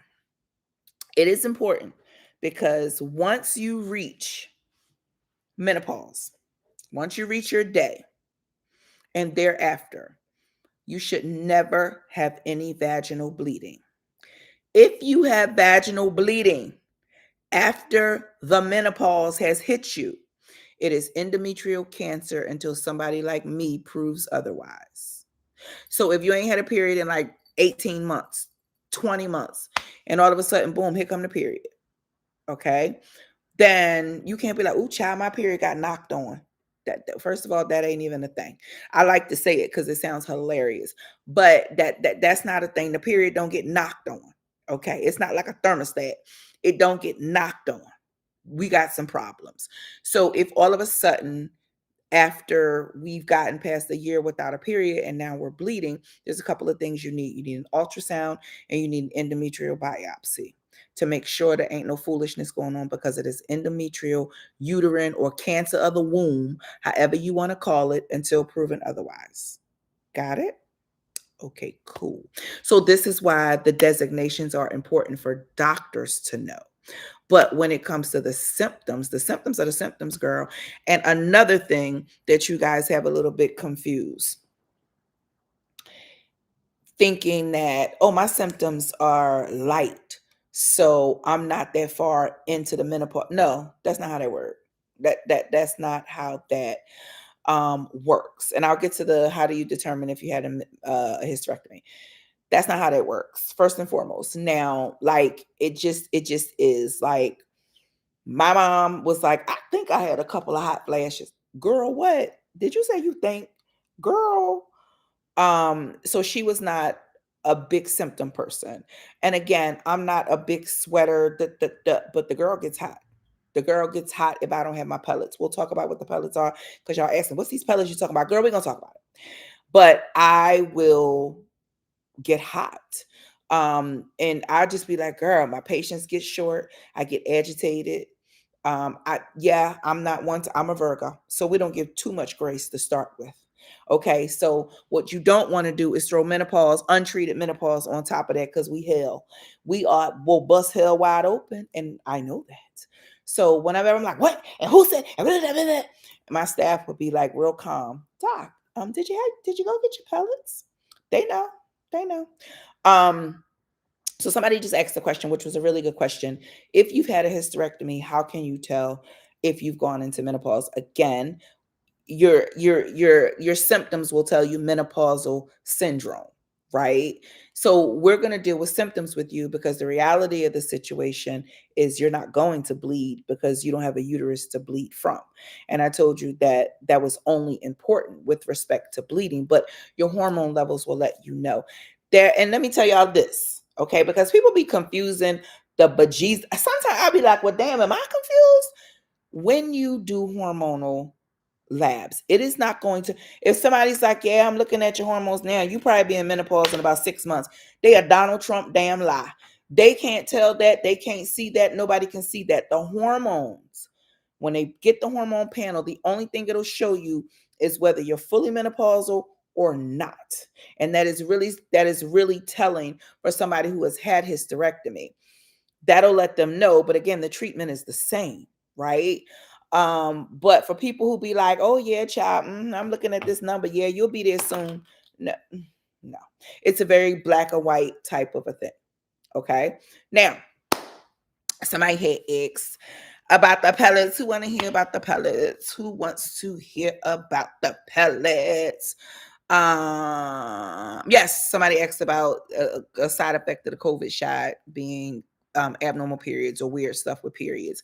Yeah. hmm Yeah. But I'm going to tell you what people are like, well, are you a vaxxer? Girl, mind your business. If you want to get the vaccine, get the vaccine. If you don't want to get the vaccine, we can have all the time, education, everything in the world. If you don't want it, you don't want it, baby. I'm not a doctor who's going to shame you or make you feel bad. I'm going to give you the positives, the ins and outs. I'm going to give you the side effects or whatever. And you have to do what is for your life. Okay. Yeah, but whatever. But yes, we did see, and I would tell anybody I take an abnormal period. Back in the day in 2020, when COVID was doing this big one, baby, I take an abnormal period over COVID any day. Sign me up. Sign me up. Okay. Is there a more natural form of y'all kill me with this natural-ish? Now, I'm gonna tell you this, and I'm gonna just give y'all because we're gonna talk about the whole pellet thing in a second. But I want y'all to be very careful with the word natural, okay? Because and I really get my panties in a bunch sometimes, and I'll tell you why. Because at the end of the day, real talk, keeping it 100, like my women who are like, I'm natural, but all the other stuff you do is the most unnatural ish I've seen in my life. Okay. So let's keep natural in perspective. And people say, I'm a naturalist. I don't want any medication. And I just look at you because I say, no, let me help you speak a little bit more intelligently. You're a minimalist and you would like to be on as least amount of medication as required. I can respect that. We can have a conversation. But when you talk about natural, natural means what? Cocaine is natural. It ain't a good idea. And we don't judge anybody on here who might enjoy them a nice line or two. That's your business. You grown. But the point is that let's keep it all in perspective. People say, I want to be natural, but you go to McDonald's. You go to American Deli. Huh. You put all kinds of stuff in your cooch parts. And they be the main people injecting themselves with them what do you call it? Childish brain fog got me. It might be time for my pellets. The shot that they done got from God only knows, no, God only knows where.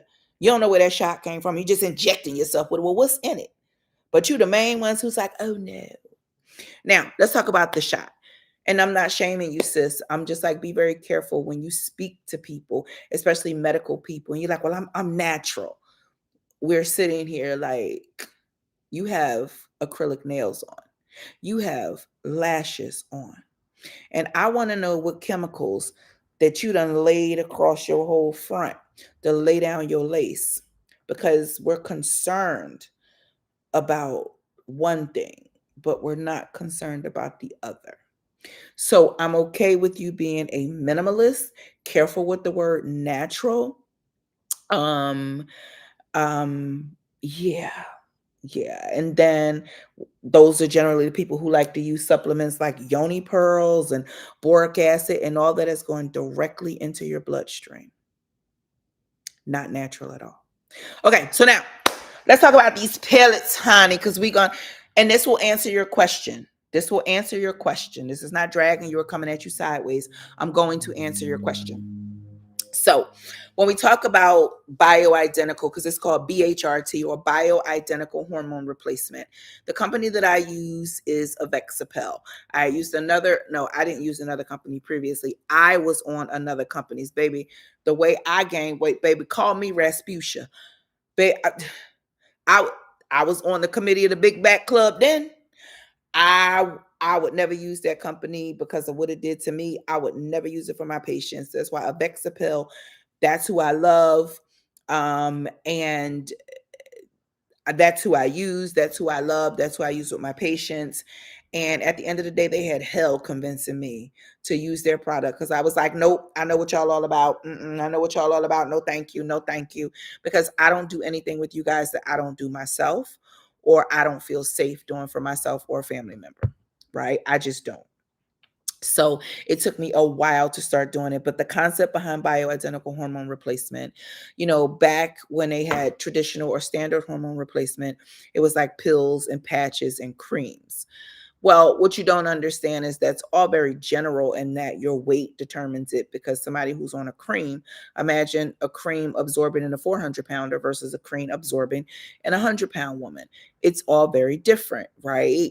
And so we have to be mindful of that. Then we got patches, we got pills. But the only thing that those things really did anything to, it took care of your hot flashes. And after a while, maybe eventually, it would do something with your vaginal dryness, but it didn't really do anything with your mood. It didn't do anything with the anxiety and depression that comes along with it. It did not do anything for your libido. So when you would go to your doctor and continue to complain about those things, they then wanted to put you on antidepressants. And you're like, bro, I'm not depressed. It's just these things are wrong. And they weren't wrong before, and now they're wrong. I'm not depressed. And so that's all they had to do. And so a study came out long, long time ago showing that as a woman, your lifetime risk of developing breast cancer is 15% because you have breasts. But they saw with hormone replacement that it increased to 17%. Now, nobody wants that additional risk. Now, technically, it is statistically insignificant. But baby, the way CNN ran down on y'all and ran to the press and said hormone replacement causes cancer. Well, I mean, if you have a family history of, everybody in your family has had it, you precursors, you may even have the gene, whatever, then it's like, nope, nope, nope, I don't want it. And these people live miserable lives and suffered in silence. So obviously another way, people think bioidentical hormone replacement is new. It's not. It's probably been around for about 20 years now. And so what they said is, and the most important thing is for synthetic hormone replacement, you can't patent anything made in nature. So what they did is they tweaked it. Whenever you tweak it, it becomes synthetic. Anything synthetic is going to increase your risk of developing a cancer. So another group came along, and actually the brand that I don't like and the one that I do like, they used to be one company. And they obviously, they split off or whatever, but they said, okay, well, no, we don't have a patent on it because what we're going to be replacing is what your body already makes. It's what your body makes because there's a bunch of different types of estrogen. Y'all have seen it: etonogesterol, estradiol, estrone. You've seen all those different types of estrogen, but what our body makes is estradiol, and that is what we replace. So they said we can't get a patent on it because it's made in nature. Um, and but what we can do is and what they would do is that synthetic hormone replacement, baby, that thing was a couple $100 a month and barely even worked. Okay. So what they said is we're not gonna make $1 million off of a few patients. But how about we make a few dollars off of 1 million patients? And we're helping people. And we're taking all the symptoms away. Okay. So when you do bioidentical hormone replacement, we draw your blood to see exactly what your levels are. And oftentimes people are like, oh, my testosterone is low. I'm going to grow a beard. If you give me some, it doesn't work like that. And oh, my testosterone is 20. Well, what should it be? 100. So you got to give me 80. No, it doesn't work like that. And to be perfectly honest, it's very interesting when you have hormones. It's like this one goes up and this one comes down and this one crosses with this one. So it's a very complex thing. Right. And so we draw your blood. We check for about 3 or 4 different hormones. Me, I check your thyroid to say, hey, are you perimenopausal or do you have a thyroid issue? And we need to fix your thyroid and then all your symptoms will get better. So if all you're looking for is perimenopause, then that's what you're going to find. But I just try to make sure nothing else is going on. Like, do we got a thyroid issue? I'm always going to check and see if you're pre-diabetic. I want to know what your cholesterol is, sis. And then we check the hormone stuff and all the things. And I wish it was me that, I'm smart or whatever, but not like these people. And so I have a computer program and I go into that program and I say, this is her age, this is her weight. This is her activity level. No, she hasn't been on this. No, she's not on hormones. No, she hasn't had a hysterectomy. Yes, she's very active. And here are her numbers. And then it spits out, boop, this is what she needs. Now, some people may get estrogen, some people may not. If you have a period still, you likely will not get estrogen. Some people may get progesterone, some people not. But everybody, interestingly enough, is going to get testosterone. And people are like, well, wait a minute, hold up, because I ain't trying to grow no beard. I ain't trying to turn into no man. No, but did you realize that all women have testosterone? And that space of testosterone, estrogen is testosterone before it's converted to estrogen. Did you know that? And I don't know whether they say from Adam came Eve, baby. I ain't willing to argue that. And I don't want to get into no spiritual conversations because that ain't this about pellets. Okay. But either way, all women, we start out with testosterone. And it's like walking over a bridge and it gets converted to estrogen. So as we age, again, our testosterone starts to drop, which is why our estrogen kind of starts to drop. So at the end of the day, what we tend to do in women who are still having periods or whatever the case may be, we replace the testosterone and we replace it in all women who are on bioidentical hormone replacement. And it's bioidentical to you. So it spits out your dose, right? And then I'll tell you how you get it and all that kind of stuff. And then it becomes like, okay, well, doc, and I very seldom, like if I probably have about 300, 400 pellet patients, right? I very seldom I had one person say, no, I had three people, three people out of like 300. And one person was like, I had adult acne. I didn't tell you that, doc. I had adult acne. So when I got my pellets, I got a pimple here and a pimple here and a pimple on my forehead. And I started to get scared. No problem. We dropped her testosterone dose one level. So it always is specific to you and your needs, right? And so as time goes on, your needs change and your dose will change. Not frequently, but it does happen. And so we changed her dose. She was fine, no issues, bam. I had another lady, this is a little bit weird, but I don't be judging people, I just be helping them. She was like, doc, I have a little bit of more hair on my back. What? Like, why? What is What's happening on your back, sis? And why are you seeing it on your back? And how are you able to quantify that you got, no problem. Okay, let's go ahead and drop it a dose. And we dropped it at one dose level and she was good, no complaints, right? So it's not like, oh, I'm getting testosterone, so I'm gonna grow a beard. No, we're replacing all you're lacking. All we're doing is replacing what your body tells us that you need replaced. Does that make sense? And so interestingly enough, baby, your body just, it does it, like you have a sense of well-being, like you feel comfortable, you feel like you ain't fitting to curse everybody out, like you can give people grace, you get good rest, like you're able to go to sleep, and you wake up in the morning, your eyes pop up like, okay, I'm ready to get this day started. It does not make you lose weight per se, but it does make your body pay attention to what your efforts are. So if you go into the gym and you're eating right and it's like, I couldn't lose no weight before, now the weight is starting to come off. Okay. I'm going to tell you, I tell people all the time, if you ain't got no D somewhere close by, or you ain't got a rose, watch yourself, because this thing gonna turn you up. You hear me?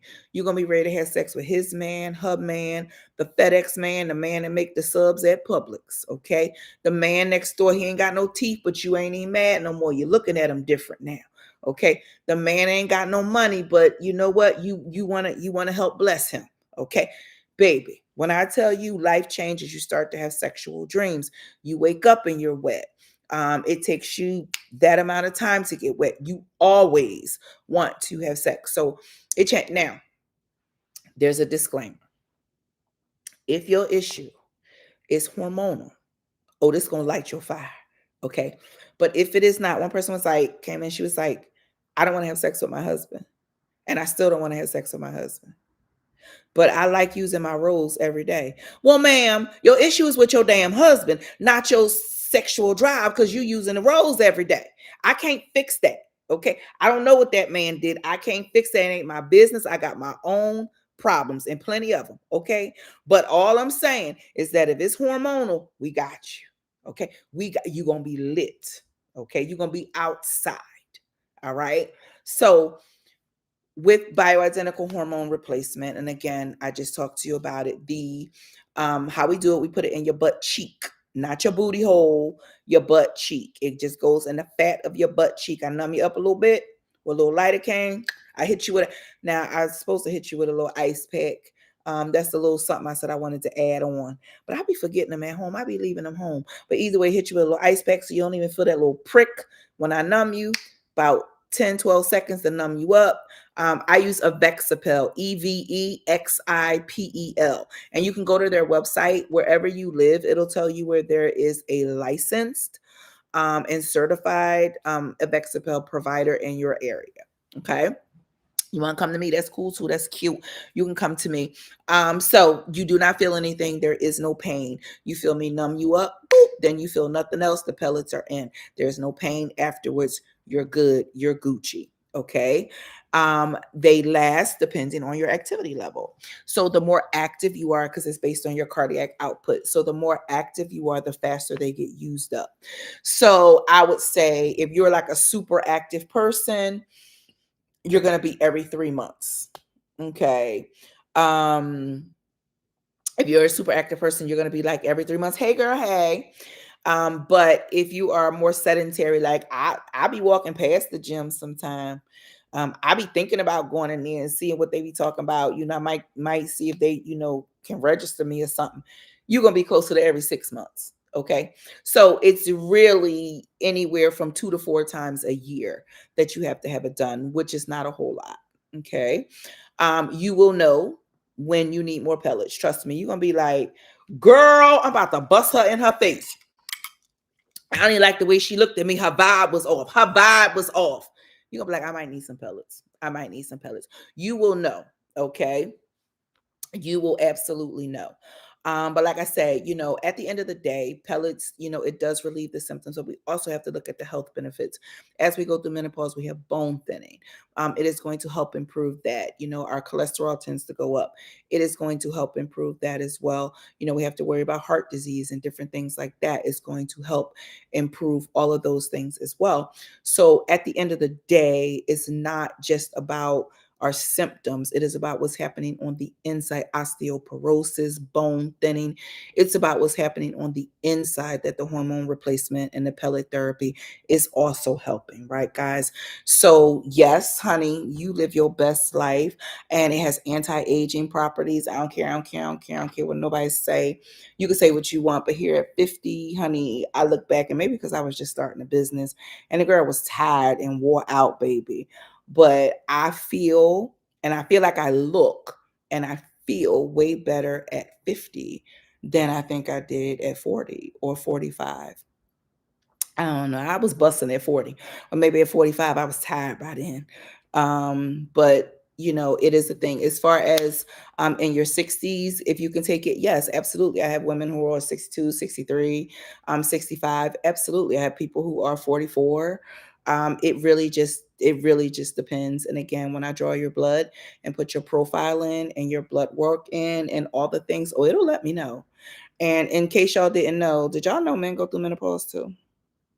But it's called andropause for them. Same symptoms, kind of. They don't really get the hot flashes like we get them, but or either they just really not as tuned in as we are because we got to worry about our edges, our makeup, the whole all we got all these garments on and bras and all the stuff, child. Um, she said, I think this what my older colleagues at work. Girl, go to hell. But yes, that's what we talking about. She said, my older colleagues at work. Girl, mind your business. But yeah, that's what we talking about, sis. We hot. We hot. We hot and we dry. That's life. That's life. You'll be there soon enough. But so yeah, that is the pelleting situation. And the reality is this. Um, Everything is not for everybody, right? And it's not a matter of right or wrong. And if you know me, if you've seen me as a patient, and I mean, spell it again because a couple of people have asked, is EV, V is in Victor, EXIPEL. Okay. And somebody asked about what does she do to lower her cholesterol? You need to exercise and you need to eat right. That's the one thing that pisses me off about these doctors who are just giving people shots. Here, take the shot, take the shot. No, you're all going to, I hate to say it, but you're getting set up for failure because the reality of the situation is this is why people look bad because you might eat a little bit of this and eat a little bit of that. And no, you can't eat a lot of food. But the reality is you have to eat food that nourishes your body. You have to eat things that your body, like it's just like a car. Can you go far without putting gas in your car? You can't put transmission fluid in the gas tank and think it's going to go. Right. So you can't eat 2 donuts and think, oh, that's all I can tolerate. You have to eat nutritious food. You have to change your life. You have to change your lifestyle. You got what I'm saying? Like you have to eat things that are nutritious, not feel like, oh, I want to lose weight. So I'm going to just go ahead and starve myself. No, like what you doing? This is why they all look like Tales from the Crypt because they're malnourished. They're malnourished, and it's not because they're not eating enough; they're eating the wrong things. And so this is why when you say I've lost the weight, but my cholesterol is high, yeah, because now you're like, oh, I can't eat a lot, but I can have 2 wings and a fry, and I'm gonna still lose weight. No, you have to change your life. You have to change your life. So there's that. Somebody said, "Can you buy the pellets?" It's not even an injection, sis. Like it's an implant. They look like little itty bitty. Some look like dots, depending on the dose. Some look like dots. Some look like little pieces of rice, and they're like the consistency of chalk. And it kind of like goes into the fat in your butt cheek. So it's not an injection. It's certainly not something you can buy. It's something that has to be placed by a whole doctor. Yeah, yeah, yeah.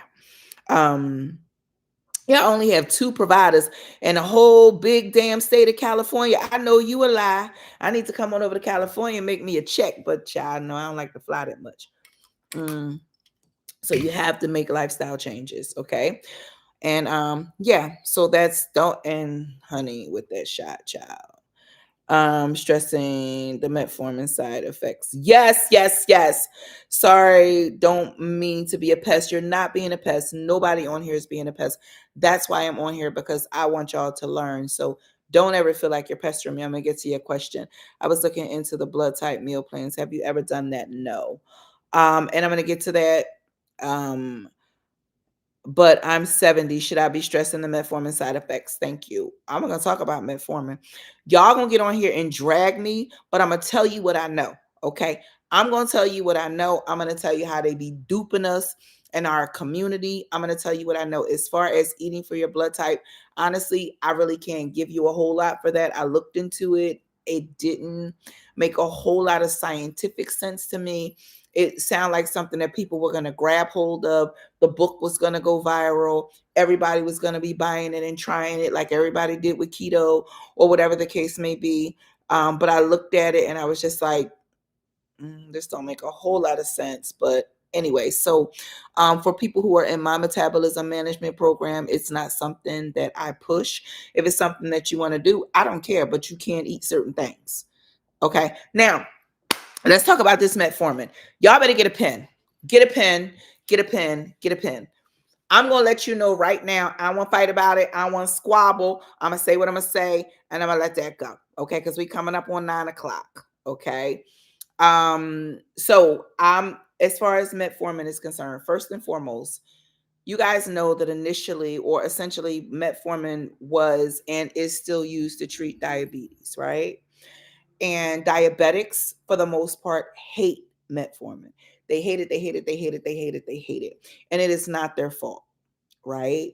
Um, but let's talk about this. So a diabetic by virtue that they're diabetic generally is somebody who's going to low key be addicted to carbs. Like carbs are their jam. Like it's just that's what it's going to be. Okay? Now, the doctor will hand them something and say take this metformin for your diabetes. And then that's all they say. And then the person takes the metformin because the doctor says take the metformin. And what they then do is bail on the toilet or they're nauseous. And then they're like, this medication is the devil. I don't see how anybody could take this medication. This is absolutely horrible. And then as Black people, what we do is we pollinate. Okay. And you shouldn't have declined it. But anyway, so we pollinate. We pollinate. And so now 2 of us are saying it's horrible in our community. It's horrible. It's horrible. It's horrible. It's horrible. Let me tell you about metformin. First and foremost, anybody who's in my metabolism management program is on metformin, likely. Now, there are some people who are not, but it's very rare and very seldom. Metformin is that girl. Okay. Let me tell you about metformin. First and foremost, I don't give regular metformin. It is horrible. It is awful. It is horrible. It is absolutely horrendous. I give metformin extended release. Okay. And my doses vary. They go up and down, back and forth, left and right. It varies. You ain't in the program. I ain't finna discuss that on live. Okay. And the way that I tell my patients to take it is very specific. It's not about morning, it's not about evening, it's the way I tell them to take it. But when you are on metformin, you cannot it's not about you being diabetic, sis. Even if you're pre-diabetic, metformin is going to help you. But anyway, if you are on metformin, you cannot eat carbs. That's why they on the toilet and doo-dooing. Metformin stands on business. You're never going to beat metformin. It ain't going to happen. But let me tell you what metformin does. Metformin gets rid of excess fluid, excess waste, and excess insulin. If you are diabetic, metformin is going to drop your sugar. If you are non-diabetic, metformin is going to drop your insulin. Metformin is going to control your appetite, it's going to kill your cravings, and it's going to give you energy. If you were to ask me, metformin is the thing that is going to save the lives of Black women. I said it, and I meant it. Let me tell you the benefits of metformin. It has cardiovascular benefits. It prevents coronary heart disease. It prevents heart failure with pulmonary hypertension. It prevents heart attack. It prevents prediabetes. And if you're diabetic, it rolls you back to the pre-diabetic phase, and it can roll you back to being not even a pre-diabetic. They will have you believe that it's bad for your liver. It actually treats fatty liver. It treats fatty liver, sis. Not only does it treat fatty liver, it treats obesity. It takes care of your weight. For anybody looking for fertility, your fertility. It improves your fertility. It also improves your immune system and it prolongs your lifespan. Not only does it do that, it also prevents Alzheimer's and it directly prevents 10 different types of cancer. Did you know that? So, all of that benefit, but what they did is they put it in the community and they didn't say anything bad about it. They allowed you to say something bad about it. And they allowed you to make the community think that it was a bad thing. See, so sometimes you can actually sabotage people by not sabotaging them at all, by helping them sabotage themselves. Happens all the time, especially in our community. So when you ask me about metformin, Mama, the reason that, because she said I'm 70, should I be worried about the side effects? The reason that you have side effects is because you're eating more carbs than you should. Put them carbs down, Mamacita. My patients know meats and vegetables. That's what your diet is going to be, meats and vegetables. You can have a little something here and a little something in my program, what that means. Okay. So understand when you are speaking from a perspective, when somebody's like, oh, no, no metformin, I know that you've heard things in the community, or you're just going on stigma and things that you've heard, but it's from a lack of knowledge. And so my attitude is when I sit and educate my patients on it, they're like, oh, I ain't know all that. I bet you didn't. And also when they take it, the way I teach you how to take it and how I teach you how to take it, I have patients, some patients are on 3 and 4 pills, no side effects, no symptoms. Because I teach you and tell you what to do. I also teach you and tell you how to nourish your body. So even my patients who are on the shots, and some of my patients who are just on metformin lose more weight than my patients who are on the shots. But they don't look dried up. They don't look sick. They don't look wrinkled. Because they're not malnourished, because we don't play that. Because you come in and you're not eating, I'm dropping a dose of everything. Because that's why you're tired. People like, I'm on the shot and I'm losing weight, but I'm tired. Yeah, you ain't got no fuel. No fuel. Wait. So these are the things that we address. And somebody asked about metformin. And so there's that. The metformin dose should never stay the same for too long. It should be adjusted based on your needs. So when a doctor puts you on one pill and just leaves you there, what we treating? What we doing? What is happening? So there's that. Again, I address the whole metabolism. It's not just about your weight. Because when you fix somebody's metabolism, their weight fixes. Their weight fixes. But and I tell patients, here's this. When you think about weight, think about this. This is an easy way to think about it when you think about weight. If you had a pneumonia and somebody was just treating the cough, would you get any better? That's when you're treating your weight. But if you have a pneumonia and somebody treats the infection, your cough goes away, right? That's when you're treating your situation, your metabolism. That's the difference, if that makes any sense. I have hair loss and I'm feeling tired every day. Lord, I need to get, yeah, because that's malnutrition. That's malnutrition. You're probably not on vitamin D. You're probably not on a multivitamin. You have to make sure you're nourishing your body, Mamacita. Okay, we can't starve ourselves to thinness. It don't work like that. Okay. Um, yes. So that is that. So I do telemedicine, guys, but there is a process to that. Get with my office, and all the things. So I do telemedicine. I will follow you via telemedicine. If blood has to be drawn, I'll usually do an order on my computer and I'll send it through to LabCorp. So you would just go to a LabCorp location, and then they would send the labs through to my computer system, and then excuse me, I would have the information. So if that's something that you want to consider, not a problem.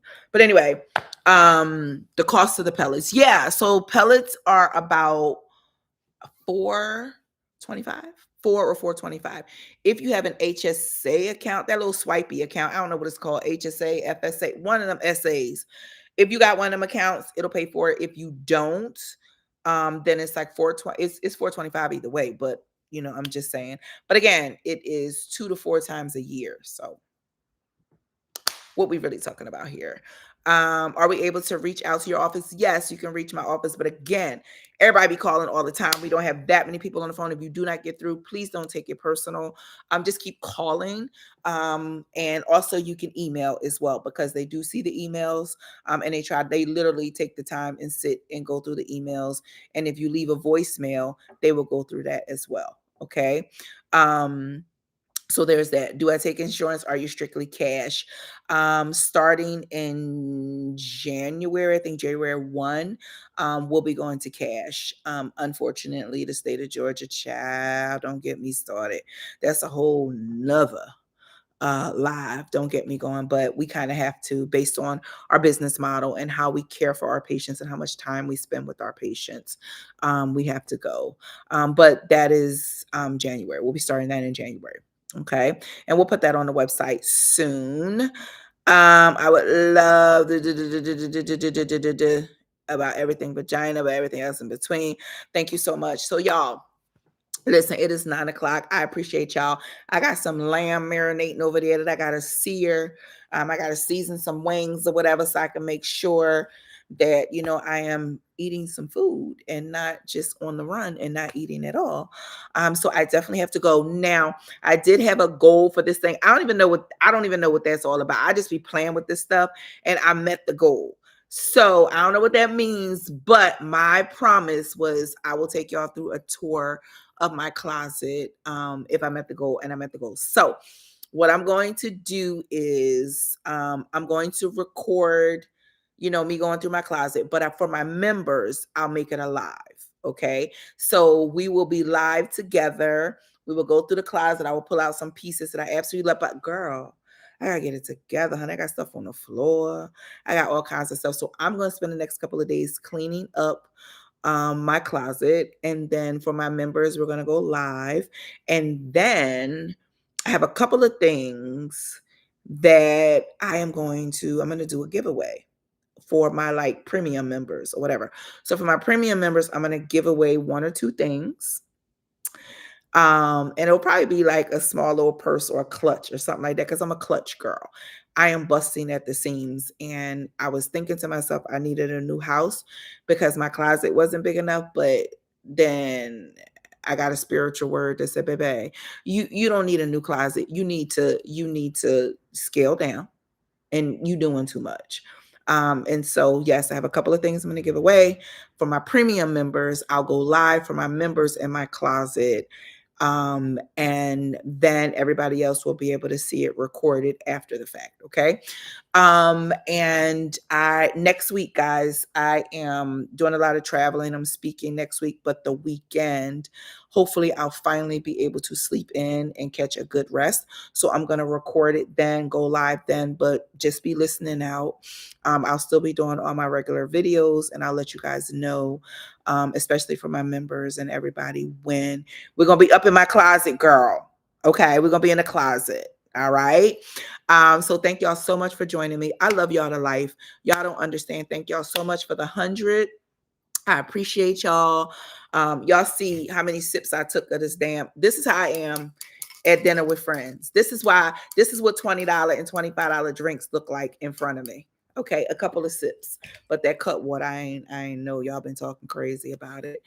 So somebody just asked me about y'all know, tell sis what company for feminine products. Cora.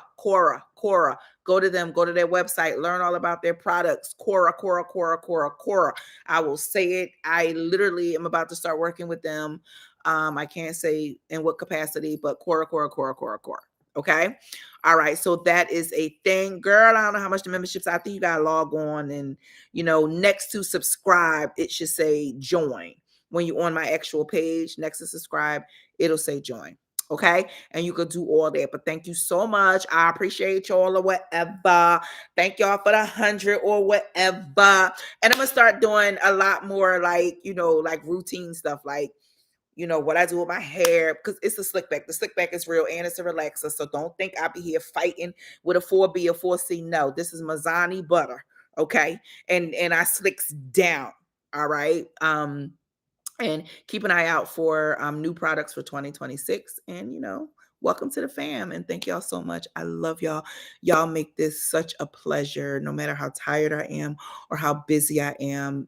I always look for things to talk about for my girls. And, just making sure that you guys have the knowledge that you need to go into these doctors' offices and feel empowered and feel protected. That warms my heart and that makes me happy. But stop letting these people make y'all swab y'all own coochies, okay?